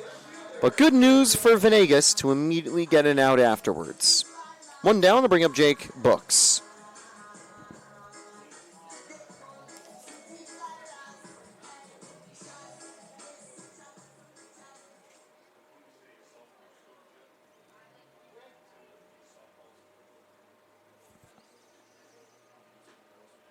Low fastball takes strike 1. Books visibly not super happy with the call.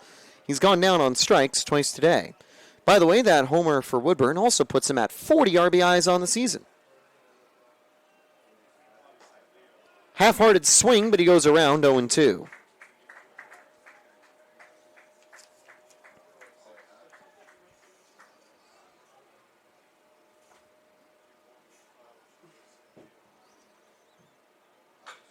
Sharply foul to first base.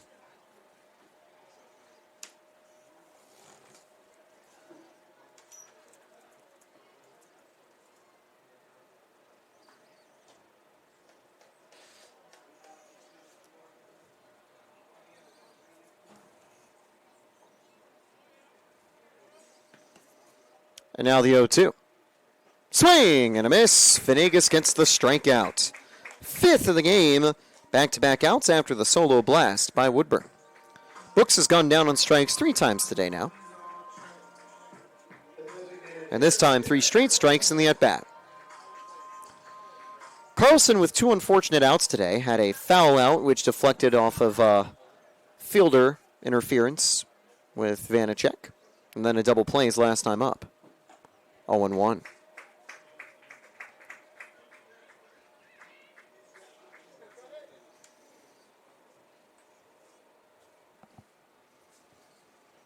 Tampa's bullpen doesn't look too active, so I think Santon will be back there for the 6th inning. But I also do imagine that the hook will probably be applied after the 6th, just to keep him fully rested for regional play. See how deep Venegas can go. Some action now in the Barry bullpen, 2-1.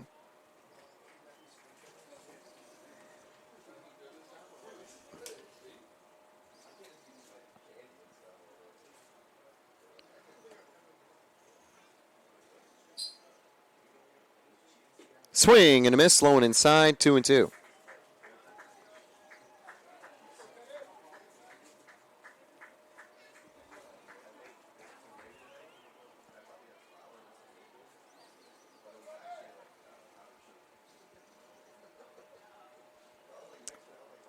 Two and two now to try to finish the frame with back-to-back outs. Not yet. Checked up, held up, 3-2 to Carlson. Could put the tying run on the base path for the Spartans. On deck is Walker Vanacek.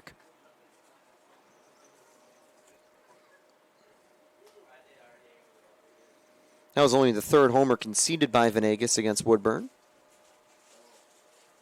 And it's ball 4. Carlson's does have to be careful, dropping his bat a bit early there on the walk. Could have got called for a strike awkwardly. It'll be the 2nd free pass of the day out of Venegas, his first since the 1st inning. Well, actually, 4th free pass. He's had 2 hit-by pitches, 2 walks.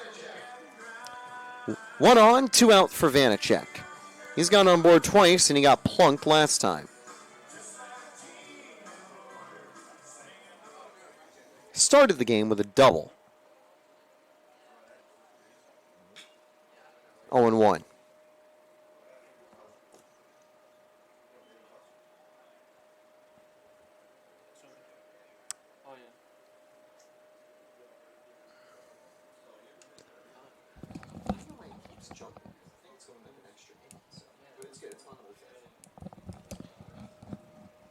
So the 0-1 to Vanacek, bottom of the fifth, 2 down. On the outside corner, good fastball for strike 2. Even though he's listed as a catcher, Vanacek exclusively playing first base and corner outfield this season. Playing the former first base today. Swing and a miss at the slider. Inning over. 6 strikeouts for Venegas to leave a runner aboard after a 2-out walk.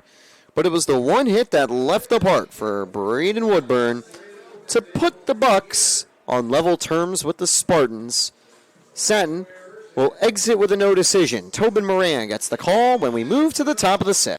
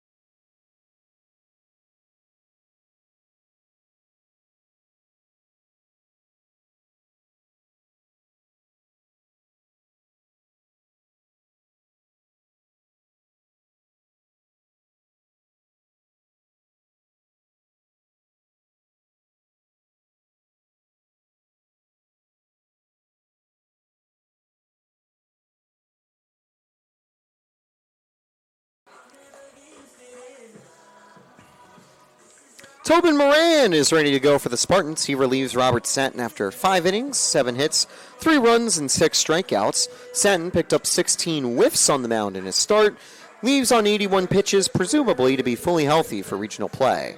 Jack is back, and he's got a couple of numbers on Tyler Venegas. Tobin Moran? Yes, Tobin Moran. Okay, I don't have his numbers. I have Tobin's. Tobin comes in with a 2.01 ERA. And has a 1-0 record on the year, 12th. This is appearance number 13. Has started 4 games for Tampa. 31 1/3 innings pitched, 25 hits, 7 runs, all earned. Walked 6, struck out 29. Good ratio there, 5-1.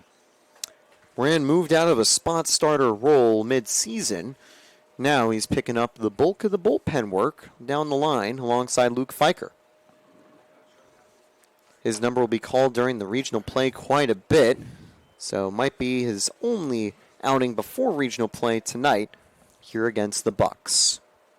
As we said, keep an eye on the schedule after this weekend for the seedings for the tournament. More than likely, Tampa will be here sometime next Thursday. 2-2 now to Jalen Smith. He's gone down on strikes twice. They are ranked 2nd in the nation. They are at the moment number 1 in the South region. Chopped foul. Trelongo on deck as the count stays 2-2. And those regional rankings came out yesterday from Wingate College with the NCBWA. They're hosted on the Wingate website, funny enough. 7 first place votes in the region for the Spartans out of 8. That one's lined to second. Short, actually, falls early. Ponce's got time. 1 down.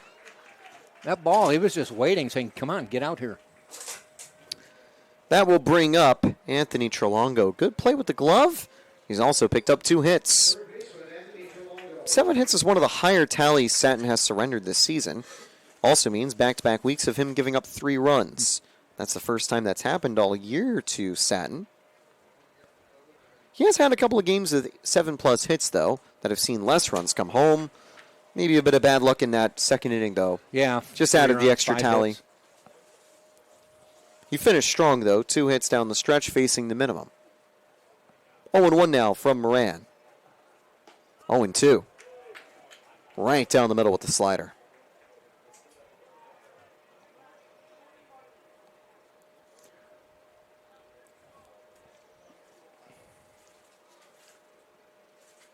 Down to the dirt, 1-2. So do you think they want Tobin to finish it out or just get him as far as you can? It's probably what they're looking for. 3 innings out of Moran, maybe 4 if you need to. But they'll have someone ready to go. Maybe Fiker, maybe someone like Velasquez out of the bullpen. 1-2 on the way. Swing and a miss. 2 down. Probably depends on how efficient Moran is and if he can get there with a fairly reasonable amount of pitches. Another question mark could be Sammy Beer. He's been inactive for most of the second half of the season. Had about 10 games early on. Picked up a handful of saves and holds, closing the door in spots like this one. He might get a chance to get back to a little bit of form before tournament play, should he be good to go next week. Maybe a lower leverage outing potentially too. So, first game back, you're not under pressure to try to win the game. Although for now, Moran keeps stealing 1-1. Mendez grounded into a double play last time. He now gets a lefty-righty matchup at the plate. 2-1.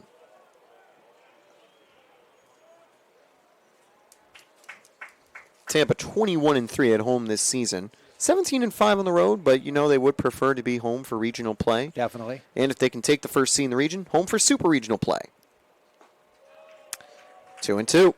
I tell you, back when I was talking about that, they brought all 8 teams in for the regional. Spartans had grass field, dirt infield, and the players would have to maintain the field between all the games, not just Tampa's games, but players would have to be available on call here, waiting to get out and maintain the field. Nice pay there. Turf a little bit easier to manage, just like this inning out of Moran. 2 strikeouts, 3 up, 3 down. He is cruising to start what could be a lengthy bullpen outing as we get ready for the bottom of the 6th.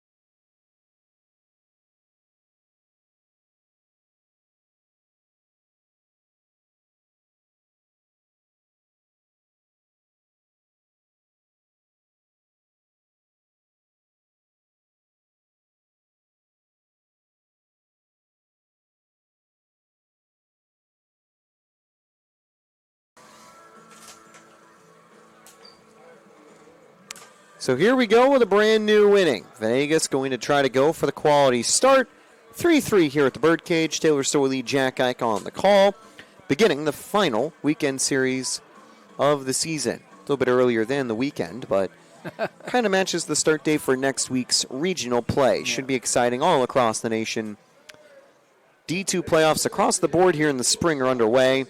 Tampa Golf have made it to the national championships after a good run in regional play. I think it was the women's golf team finishing second. Okay. Doesn't win the region, but it does qualify for the national championships. Tampa lacrosse off to a good start with not only a first-round bye for the men, but a 4-seed win for the women. Ponce to second, 1 down to immediately start the inning. Solidly hit ball, but unfortunately didn't have to move to get it. 7 hits on the day for the actually 6 hits on the day for the Spartans, 7 hits out of the Bucks. They've managed to hit in every single inning, so you're expecting Tampa to get a base runner here. And Martinez will take strike 1. First chance he gets to swing away after the sac bunt last time. Sam will end his regular season with a 10-2 record. 0-2.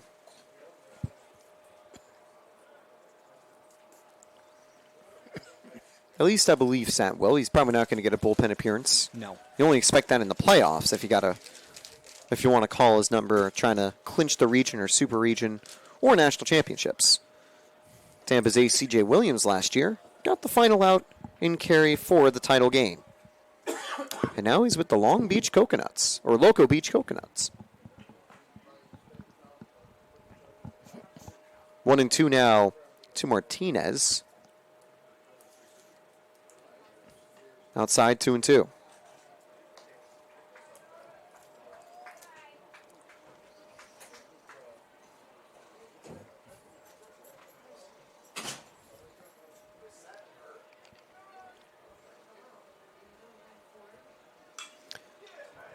That one to right field.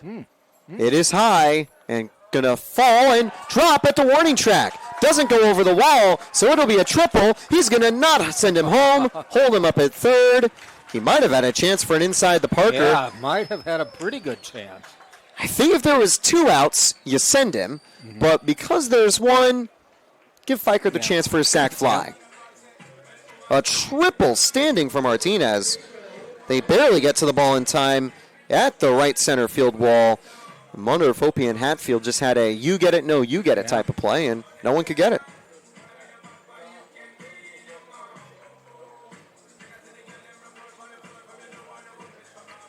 That is the 16th triple of the year for the Spartans. It's the first one hit by Martinez.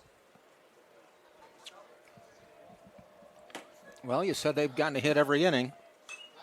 Took care of it there. Now bring him in, take the lead. Venegas would like to keep a 1 in the loss column to close out his season, barring any emergency bullpen usage on Friday. It's also the end of the regular season for the Bucks.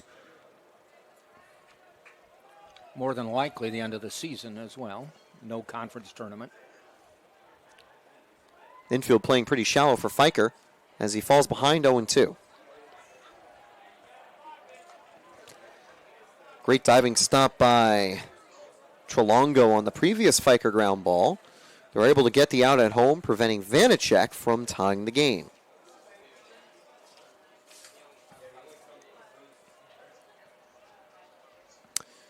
To Fiker.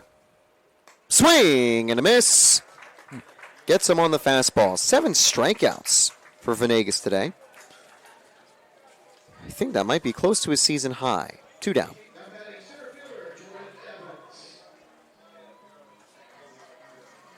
So good stuff for the sophomore out of Miramar, Florida. Transferred recently from Nova Southeastern.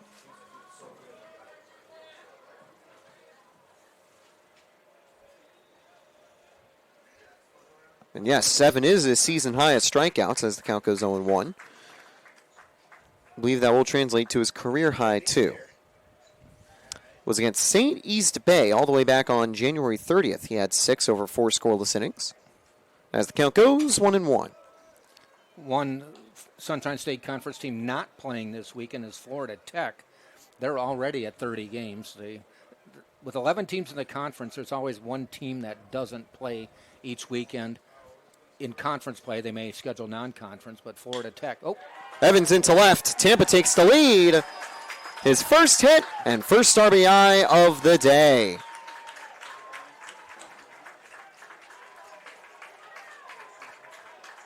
Solid single there. Now, I'm not sure what the umpire getting between Joe Urso and the pitcher, Venegas. Looks like he was pointing and arguing with Joe. Joe's standing on the baseline between home plate and third. I wonder if there might have been maybe a little bit of chirping or something out of the Tampa dugout, and that's what Venegas wasn't happy about.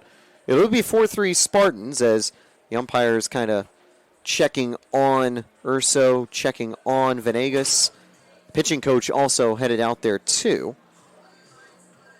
Although it doesn't look like Urso is getting scolded. I think the umpire is just saying, don't worry, Joe. Yeah. If he gets a little chirpy, we'll handle it. It's been a trend sometimes for the Tampa team to be a little bit chirpy at the dugout. It's always this time of year, too, you know. Yeah. Spiciness level goes up a little bit further. You know, Barry seeing the final games of the season. Another thing to keep in mind, Barry and Tampa, they're rivals across different SSE sports, Yep. so sometimes you'll see that happen. You know, they took a 3-0 lead. The Spartans have erased it. Great resilience out of you, Tampa. And Jordan Evans doing a good job there. Looks like he's having just a chill chat with Smith over at first base. Also alongside Coach Jimenez. His son Cooper, always a fan favorite, getting being the team's bat boy. And he's also got an awesome jersey, wearing his dad's 34. So when is the 34 going to get retired is my question. I don't know. Joining out the big numbers on the right field wall. You see Prado, you see Tino, Urso, Militello. Now they're bringing Joe back out. The umpires talked for a while. One-on-one. Said something to Joe. Now they're bringing out Barry's head coach. Maybe just a warning to tell your guys to keep their cool.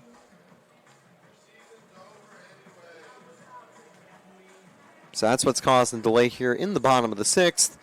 One thing's for sure, once we have our doubleheader beginning tomorrow, things might be a little more interesting. I like amidst the chaos you see Woodburn or Evans, Smith, and Jimenez just chilling. A quiet day for Smith at the plate, but he and Woodburn among their team leaders respectively for home runs. 8 for Woodburn, 12 for Smith.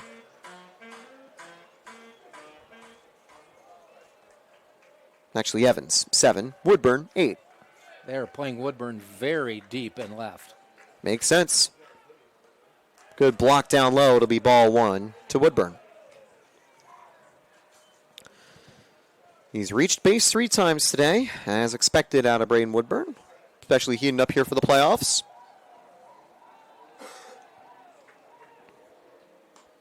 On the corner, 1-1. Think of the pitch count, you definitely imagine this will be the final inning for Venegas. He's had one game where he's gone 6 innings, had 89 pitches in that affair. A loss against the Tars. High and outside, 2-1.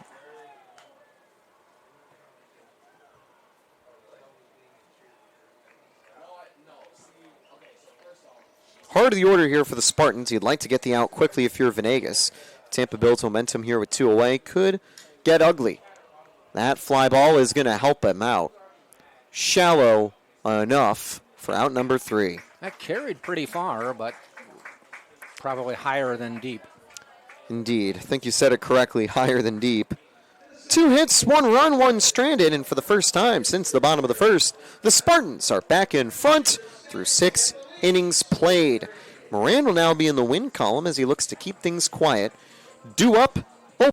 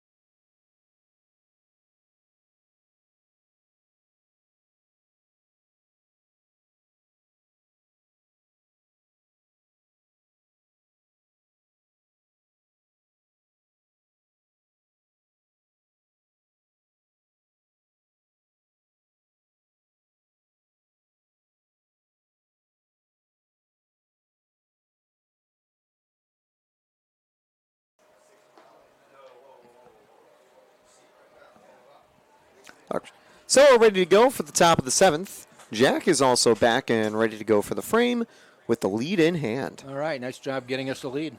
Thank you. I tried. 4-3 lead for Tampa as we go to the top of the 7th inning.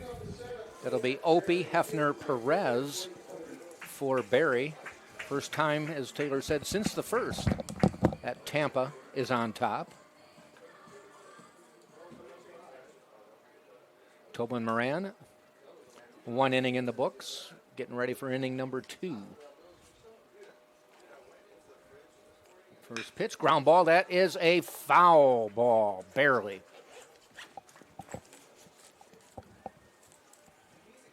Home plate umpire had a good view of that one. It took a very late turn by the bag. Sigh of relief, you imagine, for Moran, because there was an RBI hit that brought home 2 down that line earlier. Yep. And that's not even counting the one that went out of play into the bullpen. Right. Yeah, they had some fortuitous hits. And that's how you win games.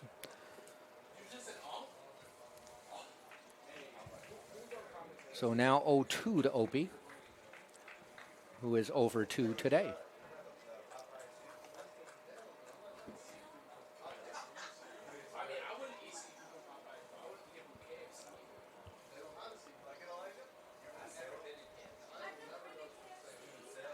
Ground ball foul.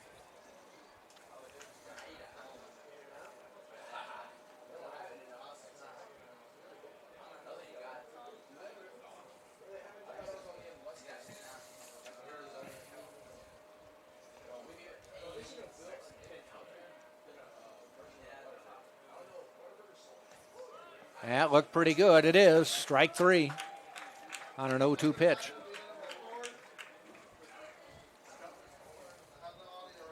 Taking a look at the Spartan roster as we talk about they're playing Thursday, Friday instead of Friday, Saturday because graduation is Saturday. Seniors on the roster, Gunnett Carlson, Braden Woodburn, John Luke Glanton, Jordan Evans, Tobin Moran on the mound right now, Joanna Irigoyen, Matthew Fogel, Cade Drohan. Working my way down, and that's it. Not a lot of them. Oh, and a grad student as well, and Slade Nutterman. Yeah, a lot of these guys going to be able to graduate. Maddox King is a junior. I thought he was actually a senior, but also kind of will, I think, have another season next year here at Tampa. But there are plenty of veterans. Most of them, though, from the portal, kind of graduate students, but they'll get honored tomorrow on senior day.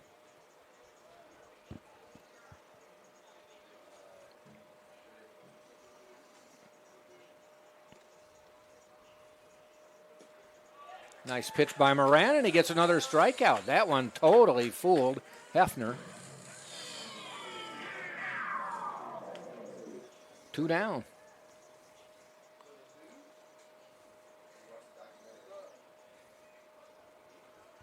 Brings up Christian Perez. Strikeout and a ground out. Ball outside.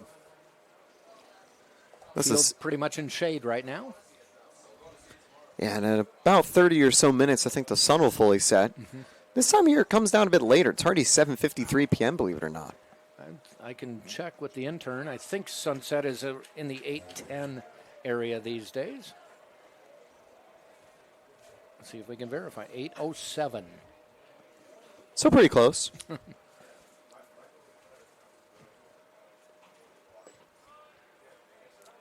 And I don't play a meteorologist as well, but this time of year, the days get longer, but it may not mean that it's later sunset. It's earlier in the morning. It's kind of a mix of both. Yeah. That's one blooped out into left field again. They converge, and Ponce makes the catch. We had one earlier in the game in the second where it landed between all 3 of the players. This time Ponce gets it, makes the out. Spartans take care of Barry here in the 7th. We played 6.5, 4-3 Tampa. We'll be right back.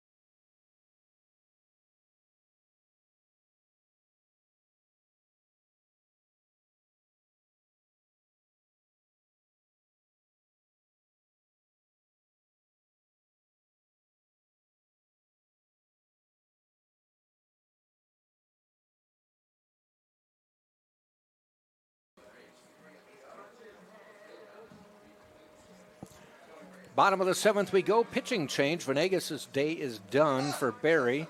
And coming into pitch is number 12, John Perosi for Barry. Taylor, you got some numbers? Yeah, he's been the closer for the Bucks this season. 7 saves, 29 innings, 20 games, and a 2-3 record. 4.03 ERA, which is the third best on the team, behind Aiden Yu and Tyler Venegas, who's just finished a almost quality start, 4 runs allowed. Perosi's a pretty reliable guy to close the door. 31-6 K-to-walk ratio in 29 innings. Joander Irigoyen will be the first batter he faces. Irigoyen with a RBI double. Got hit by a pitch and then fouled out his last time. Looks at a strike on the first pitch here. Sun no longer affecting anything. Stadium lights are on, but really haven't taken over. That one is hit foul down the right field line. One thing you might note out of Perosi is that little leg kick he kind of does at the start of his motion. Kind of does like a little raise. That is unique.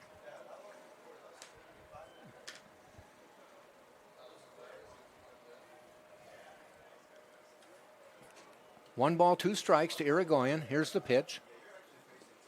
In the dirt, fouled off, and he stays alive.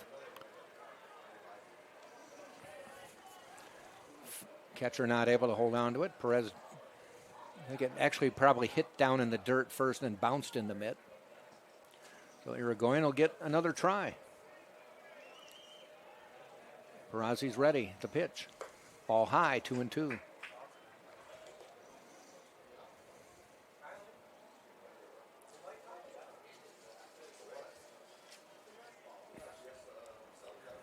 Perosi with the pitch. Check swing. They said he went around. They appealed it. The umpire said, no, I made the call.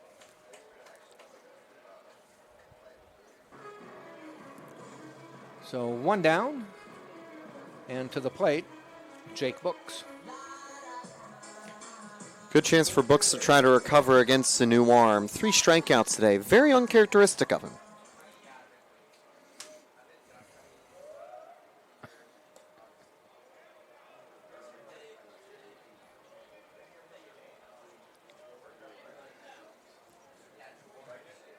Perosi winds.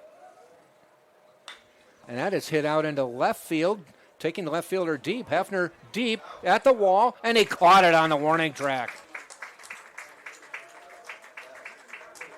That one carried, but not far enough. Hefner, nice job sticking with that one. A lot of those fly balls, especially to the corners, have a chance to leave. Maybe 3-10 off the bat that time from Books. At least you do end what could be your day on a pretty good swing, though. Yeah. Gunnar Carlson, big swing and a miss.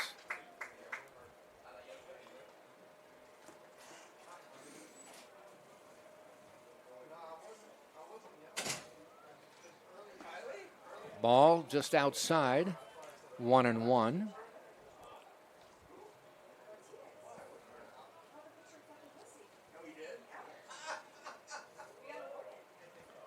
Ball high.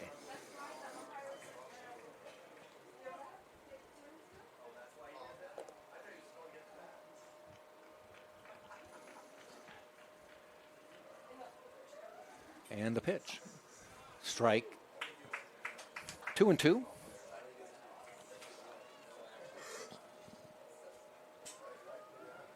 Nobody on, 2 outs. Spartans up 4-3, bottom of the 7th. The pitch. Ground ball foul.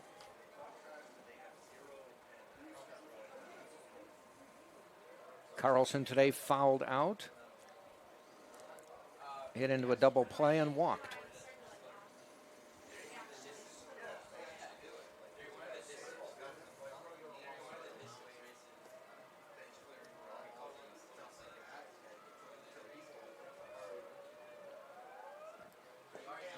And a swing and a miss. So the Spartans go down quietly here in the 7th. We'll head to the 8th inning. Tampa on top, 4-3, right here on TampaSpartans.tv.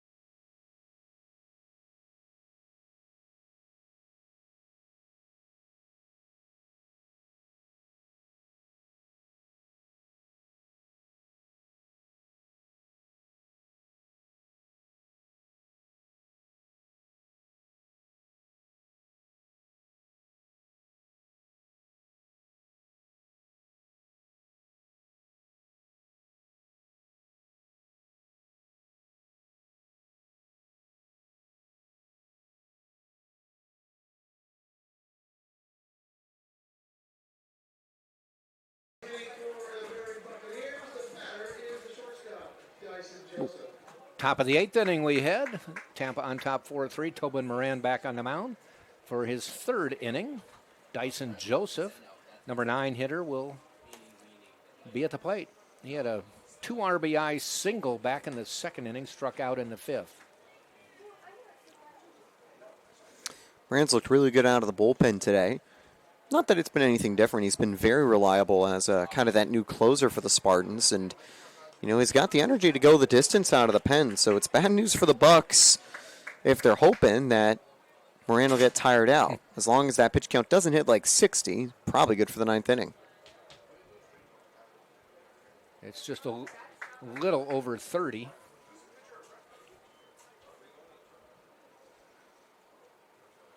Irigoyen, I think, took a bad hop on that pitch. Yeah, landed awkwardly in the dirt.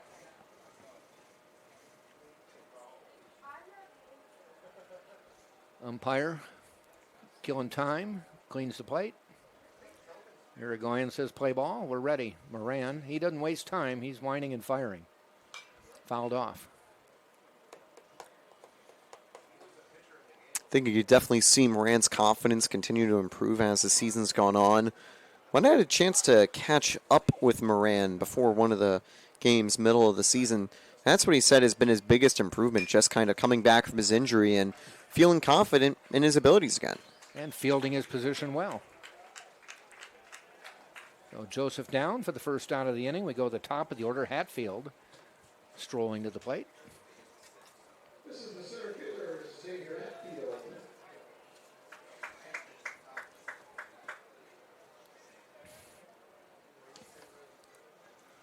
Hatfield with a pop-up, a base hit, picked up a stolen base, and a base hit his last time up. So he's got a 2-for-3 day going.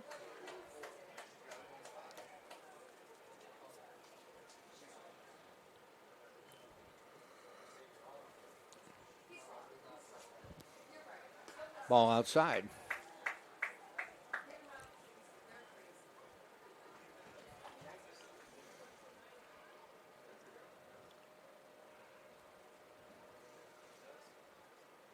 Ball inside. 2 balls, 1 strike.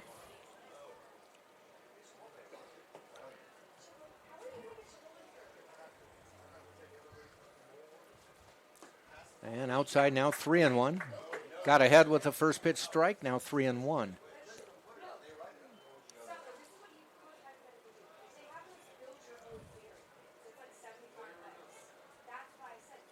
Walked him, though. 4 straight balls after picking up a strike to start it. That's the first base runner since the 5th for the Bucks. Ends an 8-out streak from the Spartans pitching staff. Tampa's faced the minimum since the 2nd inning. And they can still face the minimum with an inning-ending double play. They coaxed one to end the 3rd. Lee Anthony Santiago at the plate.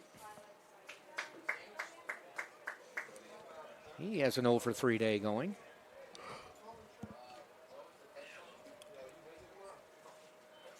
Hatfield is a stolen base threat. 20 stolen bases, caught 4 times.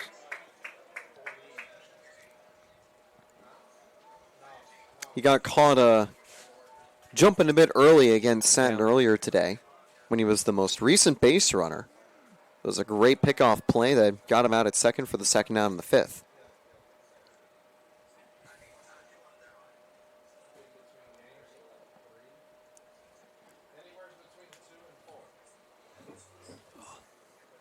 And the pitch. That's solidly hit. Going to fall for a base hit. Books fields it. No, they go to first. Go to second. Oh. Hatfield rounded by a lot. Realized he wasn't going to get to third. Put on the brakes, but fell. But he was able to get back. Yeah, that's a scary spot to be in if you're Tobin Moran.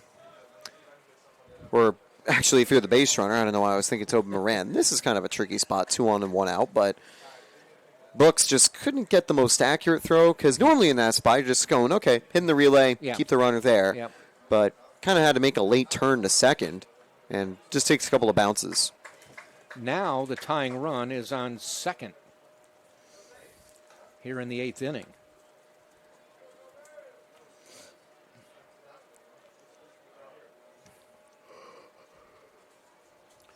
So Moran, who 2 flawless innings, now here in his 3rd inning, walking a base hit.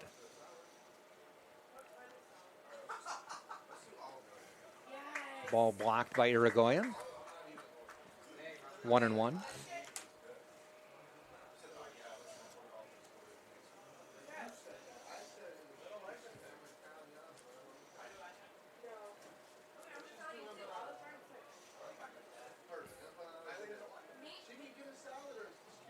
One from Moran.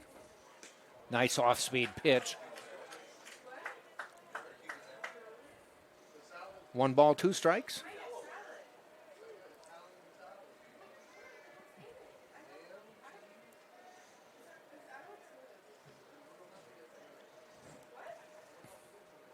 A look back at second. 1-2 on the way. Swing and a miss, and Smith, 3rd strikeout of the day, and he's had an 0 for 4 day.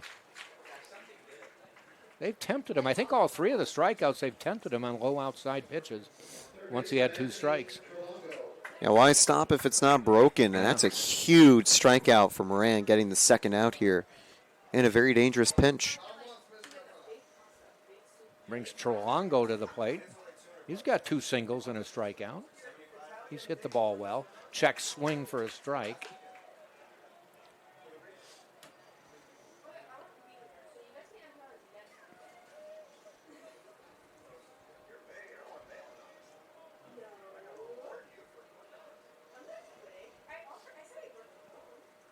And that one swing and a miss in the dirt. So Moran in the driver's seat with an 0-2 count. They've had some RBIs with 2 strikes before, so he's not out of the woods yet, but feels good to get up 0-2 in a count like this. Trelongo's had 2 strikes in every at-bat today. The 0-2. A little bit low outside.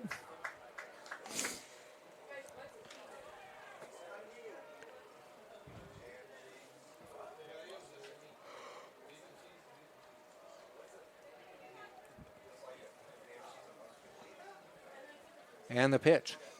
Swing and a miss, and a big one from Moran to get out of the inning. They get 2 on with 2 out. Don't score. And we will head to the bottom of the 8th. It's still Tampa 4, Barry 3. On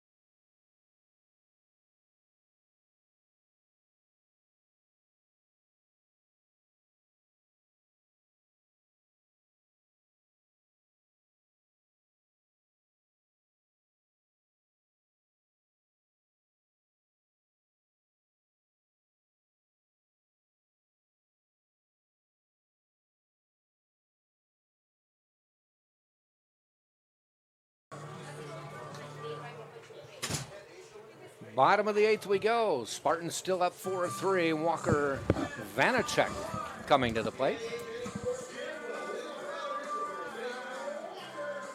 doubled, got hit by a pitch, and struck out his last time up.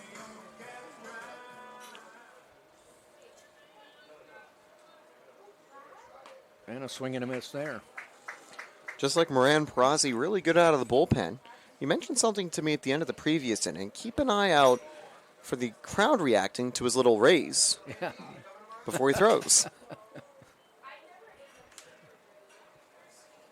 Wonder if that's from the dugout, maybe some of his I'm not teammates, sure. or some of the Barry faithful that have made the trip up from Miami. Yeah. I was thinking it was Tampa fans. I'd be surprised if it was Tampa fans It hyping sounded him like up. it was coming toward the Tampa side. You've got great fans here at Tampa, but I think hyping up the opposing pitcher is a little too nice even for our very nice fan standards. I thought they were trying to distract him. See what happens here. Actually, that could be a good idea. No, they're not doing it this inning. Don't think it's working either way. He's doing good. Right.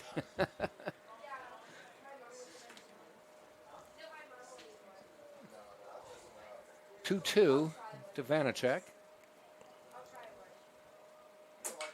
Popped up, out of play.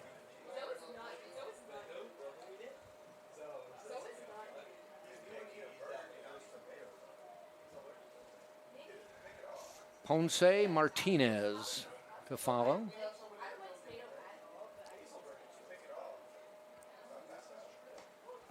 And he gets the strikeout. Called third strike. And a slow walk back to the dugout by Vanacek.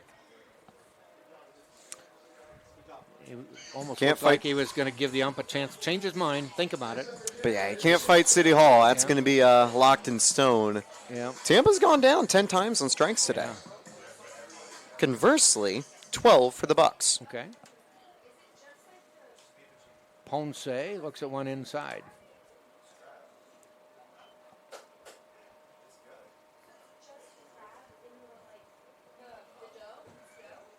One 0 on the way. Ball 2 outside.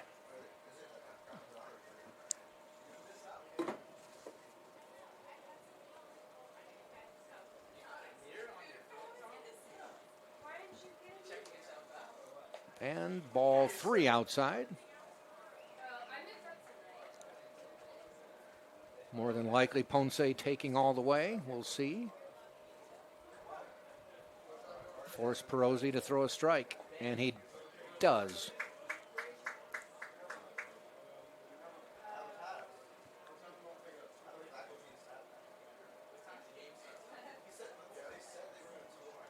And fouled off, so from a 3-0 now to a full count.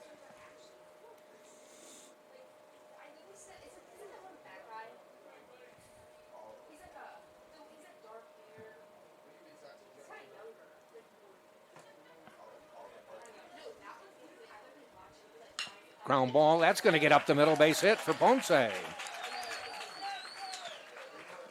Takes a rounds the base and hustles back. You love Ponce's ability to grind at the plate. He's one of the smaller players on the roster, and you know, you love a good short king who could be a very tough out. You got less space to work with as a pitcher to try to strike him out with the zone, and he's got good ability to get the bat to the ball. Hasn't homered as of late, but he's got a little bit of underrated pop. Started the season on a bit of a tear with the long ball. Jack Martinez swings a one way outside. And note out of the stretch, Perazzi not doing the kick. He just kind of goes forward. Well, he's got to simplify the motion or they'll be running on him. And he did. Ball low.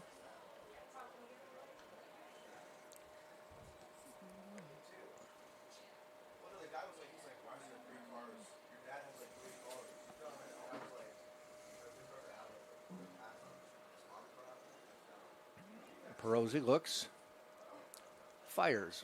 One hopper, that gets away. Ponce heading, and he will get the base. No throw. Perez realized after he headed over to pick it up, not going to get there in time. Only one out makes this a dangerous spot, too, because productive out could bring the runner further. And you got two chances to have an lead extending hit. Ball a little bit low. One more run. A little insurance would look real good. Going to be interesting for Fiker. They could remove the DH next inning if they think Moran's a bit tired and go to him as the closer. Down the middle for a strike.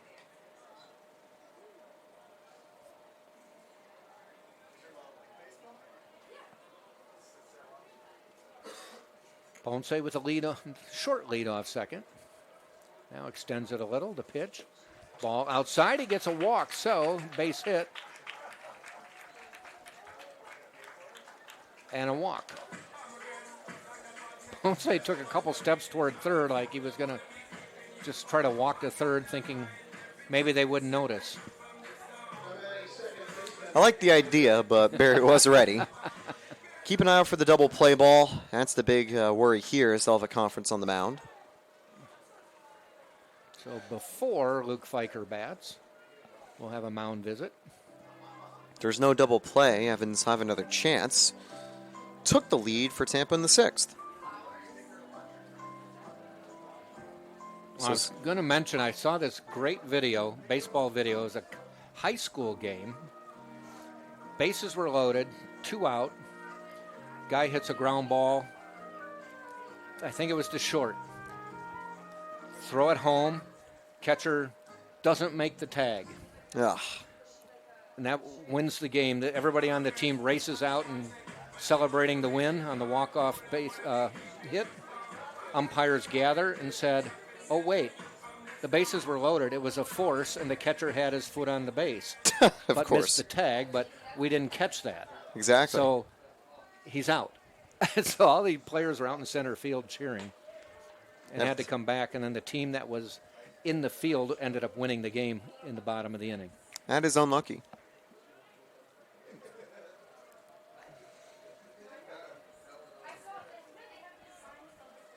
Fiker waits. Swing and a miss, 1-1.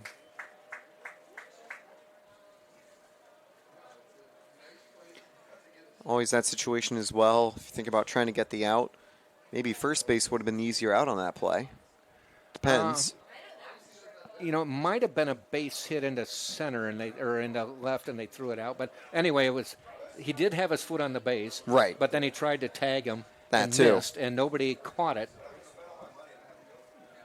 until one of the umpires came over and said, wasn't that a force? Oh, yeah. And he was forced by about 2 steps. Mm-hmm. Oh, they called a balk? They Yeah. called a balk. Both runners will advance. Now second and third. An emphatic and quick call by the base umpire, and he's explaining it to Perosi right now. I think there was a similar play earlier where there could have been a balk.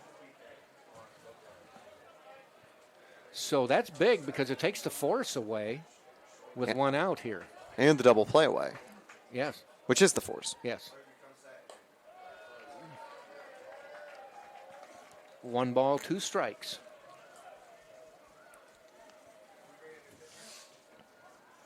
Now they do have a lefty actively warming, Okay. but there's no lefties due up for a little while for the Spartans. They'd only need him if he really gets in trouble. Fly ball. I don't think that's going to be in the infield, so I don't think they'll even try to run. They don't. 2 outs. So Fiker pops out, brings up Jordan Evans.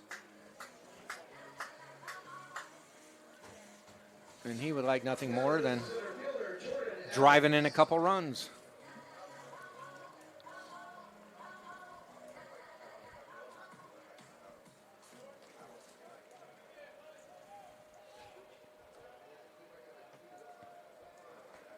Goes after an off-speed pitch, swing and a miss.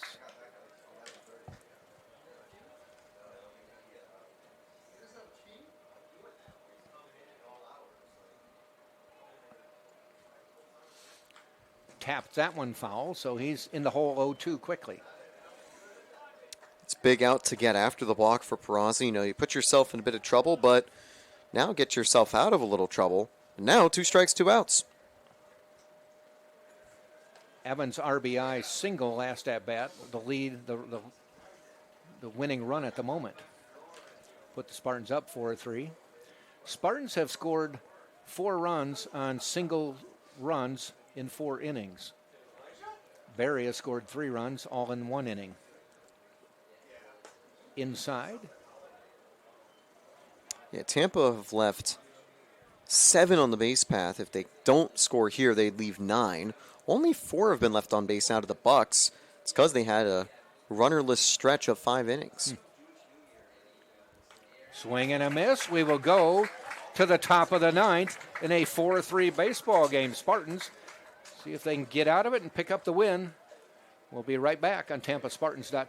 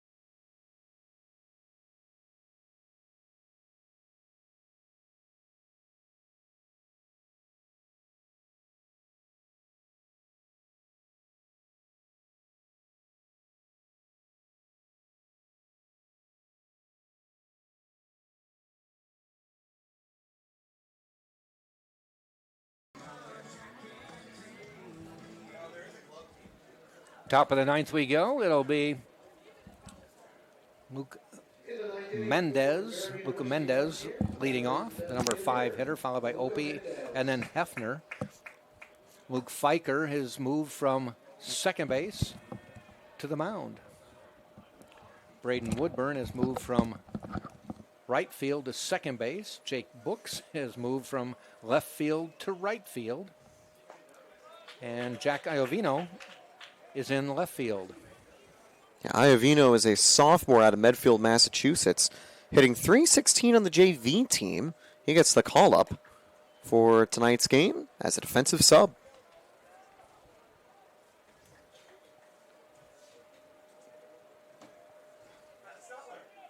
So Fiker replicating the role Anthony Nunez had a couple years ago, third base.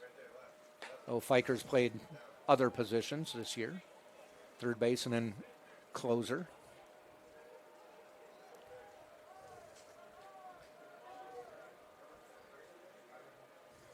Three-one pitch on the way.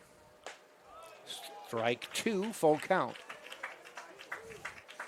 This is where you really thrive if you're a player like Fiker, because a solo home run could tie the game, but as a submariner, hard to get it. Yeah, and he gets the strikeout. One down here in the 9th. Fiker has been lights out of the bullpen this year, 1.75 ERA.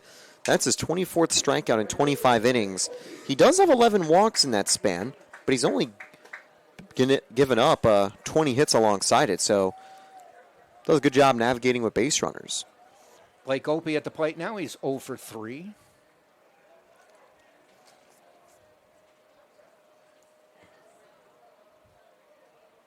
Fiker with a long look, now fires. Swing and a miss. He went upstairs for that one. 1-1. Tough to get a rising fastball on that angle.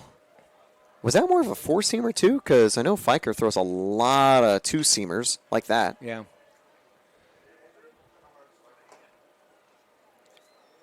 I got to imagine a ball high in the zone looks pretty good for most of the time. Fouled off, makes it 1 ball, 2 strikes.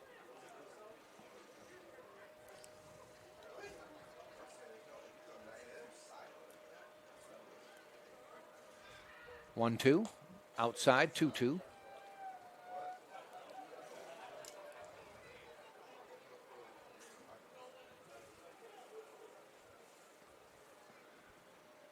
Ground ball, foul.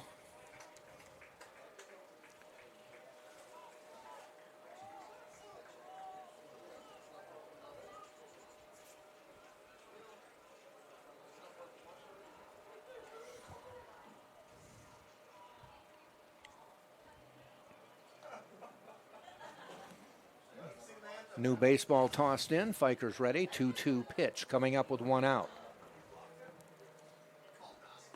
That looked pretty darn good. It is. Strike 3. 2 down. Front door slider. Beauty of an offering. Just a tough pitch for Opie to get to. Second time he's gone down looking today. Down to their final out, and Aiden Hefner comes to the plate. The left fielder, Aiden Hefner. Had a double in the second inning, and then has struck out the last 2 times. And he looks at a ball there.